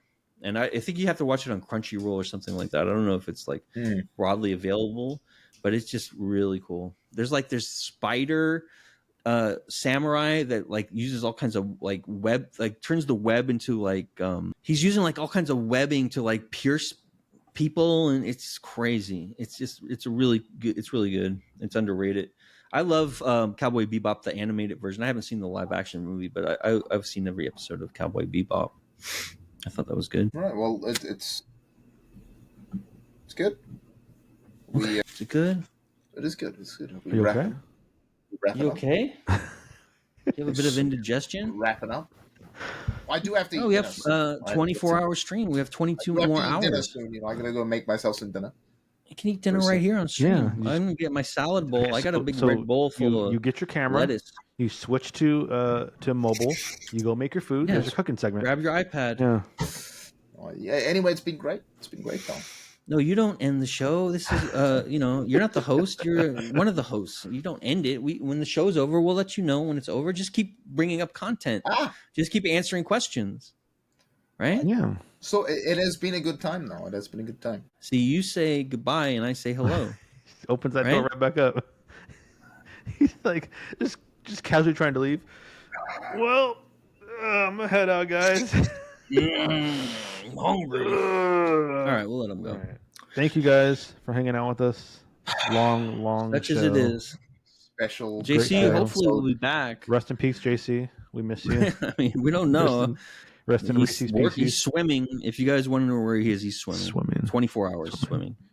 So next week we're having Nombies. That's right. Next week, Channel 9. We're going to be watching Idiocracy. Right. Oh, that's which is a documentary about New Zealand, and I can't wait. Flame asked me what that movie was about, and I said at the time it's about Q. it was a fictionalized look into the future, and now it's fucking the future. That's all it is. It's literally a documentary. It's hilarious though. It's so funny. If you love South Park, if you love Mike Judge's other stuff, Mike Judge wrote it. Office Space. It's a really it's better, way better than it should be, because there's so many good jokes packed into there. It could have been really bad. And then it's Luke Wilson, isn't it? Right? Yeah. His the other guy's brother. Jack Shepard's in or it. Not Owen's brother. Owen Wilson and Luke Wilson. Terry It's good. It's banger. A lot of people in it. Yeah. I'm going to save it for the review. Yes. So thank you very much. And then what else do we have this week? I have Ghost Monsters Live on Friday. Ghost Monsters Live on Friday at 8 o'clock Pacific. Yes. Your dad, or another episode of Three Grandmas Yapping About Movies with Nombies featuring Idirasaki Saturday at 8, and then Sunday at 8 the premiere of Your Dad Might Like This, a podcast about 70s era underground music. And I know it sounds crazy, but you're really going to enjoy it. We wanted to pick music that a lot of people have not heard. Me and Toaster have a real predilection for this genre and for this era of music. We know a lot about the 60s and the 70s. So we said, fuck it, let's just put some music on, and we're going to listen to the albums and just chat about music and whatever the chat wants to talk about, and throw on songs. And, he doesn't want to listen to any metal or any hip hop. So I know Dark BMX will love it. Well, no, metal's like my favorite genre. But we're gonna have another. See, this is why we have the whole channel, because we can have other shows where we just talk about metal, or we could have a show where we talk about different genres. But this show, no shame. We just have a Ramstein show. We can just have the Ramstein show where we just go track by track through him. The problem is not the content. But we wanted to do something a little esoteric and something that you don't see on Twitch and nobody really looking for, but they didn't know that some of this music they really will like, because they had never they've never heard it, or they'll see the resemblances to music they like now. And maybe you should have a show on why The Wall is better than Dark Side of the Moon. I would love to do that. That's The Wall. I think Animals is the best from that era. I would love Animals, because David Gilmour is so aggressive with his guitar licks. Usually he's very mellow, but he's so like on dogs and pigs. He's just a very aggressive versions. And that's I think a it's preview cool of what you can expect on the show. Preview. We're gonna listen to La Orme's Farona e Sorona. It's an album from 1972, and it's a concept album about two binary planets that are at war with each other. And it's all in Italian. Ooh. But it's beautiful and it sounds impeccable. And you, even though you don't understand the lyrics, it sounds amazing. And it's a great story about two planets at war, and they're metaphors for a man and a woman. And it's Italian. And then there's another album I want to listen to called from a band called Deus Ex Machina called De Republica, which is sung all in Latin, and that came from '99. That's a beautiful record. And we'll probably listen to PFM and some Banco, and there's all kinds of Museo Rosenblatt is a famous Italian prog band. What happened was the guy who wrote the lyrics for King Crimson and Emerson, Lake and Palmer got a big record deal when Emerson, Lake and Palmer formed their own record label called Manticore, and he was like into all of the English progressive rock, which was very popular at the time, and he just went down to Italy and discovered all these artists that no one had ever heard before, and so it was really cool. I can't wait.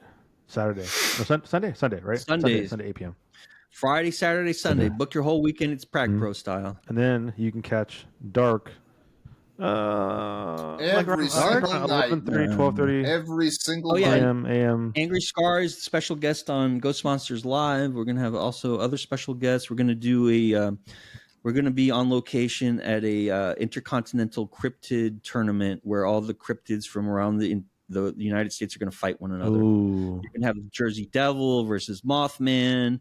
And I think Time Goes to Waste should write a little bit and come on too. Ooh, because he loves wrestling the stuff. Ooh. Chupacabra, just all kinds of wacky, zany creatures from around the United States. To join the writing session. We're just gonna write some funny stuff about a tournament that they're having. Let me know when the writing session happens, and I'll jump in. Anyway, it's happening now. Whenever you come up with an idea, let me know. You can come on and cook. Yeah, I think it would be fun if we do play-by-play of it during. Oh yeah, that'd be really like, funny. Yeah, we're gonna do like an intro, and we're gonna go like through the tail of the tape for each cryptid in the beginning, and then like later on we'll have like, oh, there's a match, like a final.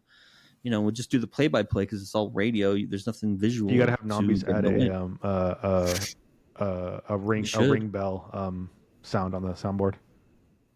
We should. Yeah, I totally agree. It's funny. And then also everyone's always we open the phone lines. Anyone can call in, and you can cook as long as you want, and the show doesn't end until everyone goes on. Yep. And that's the Ghost Monsters Live promise. That's promise. That's right. And there's a turtle on the screen. Where did you find that turtle? What's the turtle's name? I'm gonna punch him in the face in San Diego. I know I am. Me? The turtle? It was a cat? Yeah. I'm not bringing my cat with me.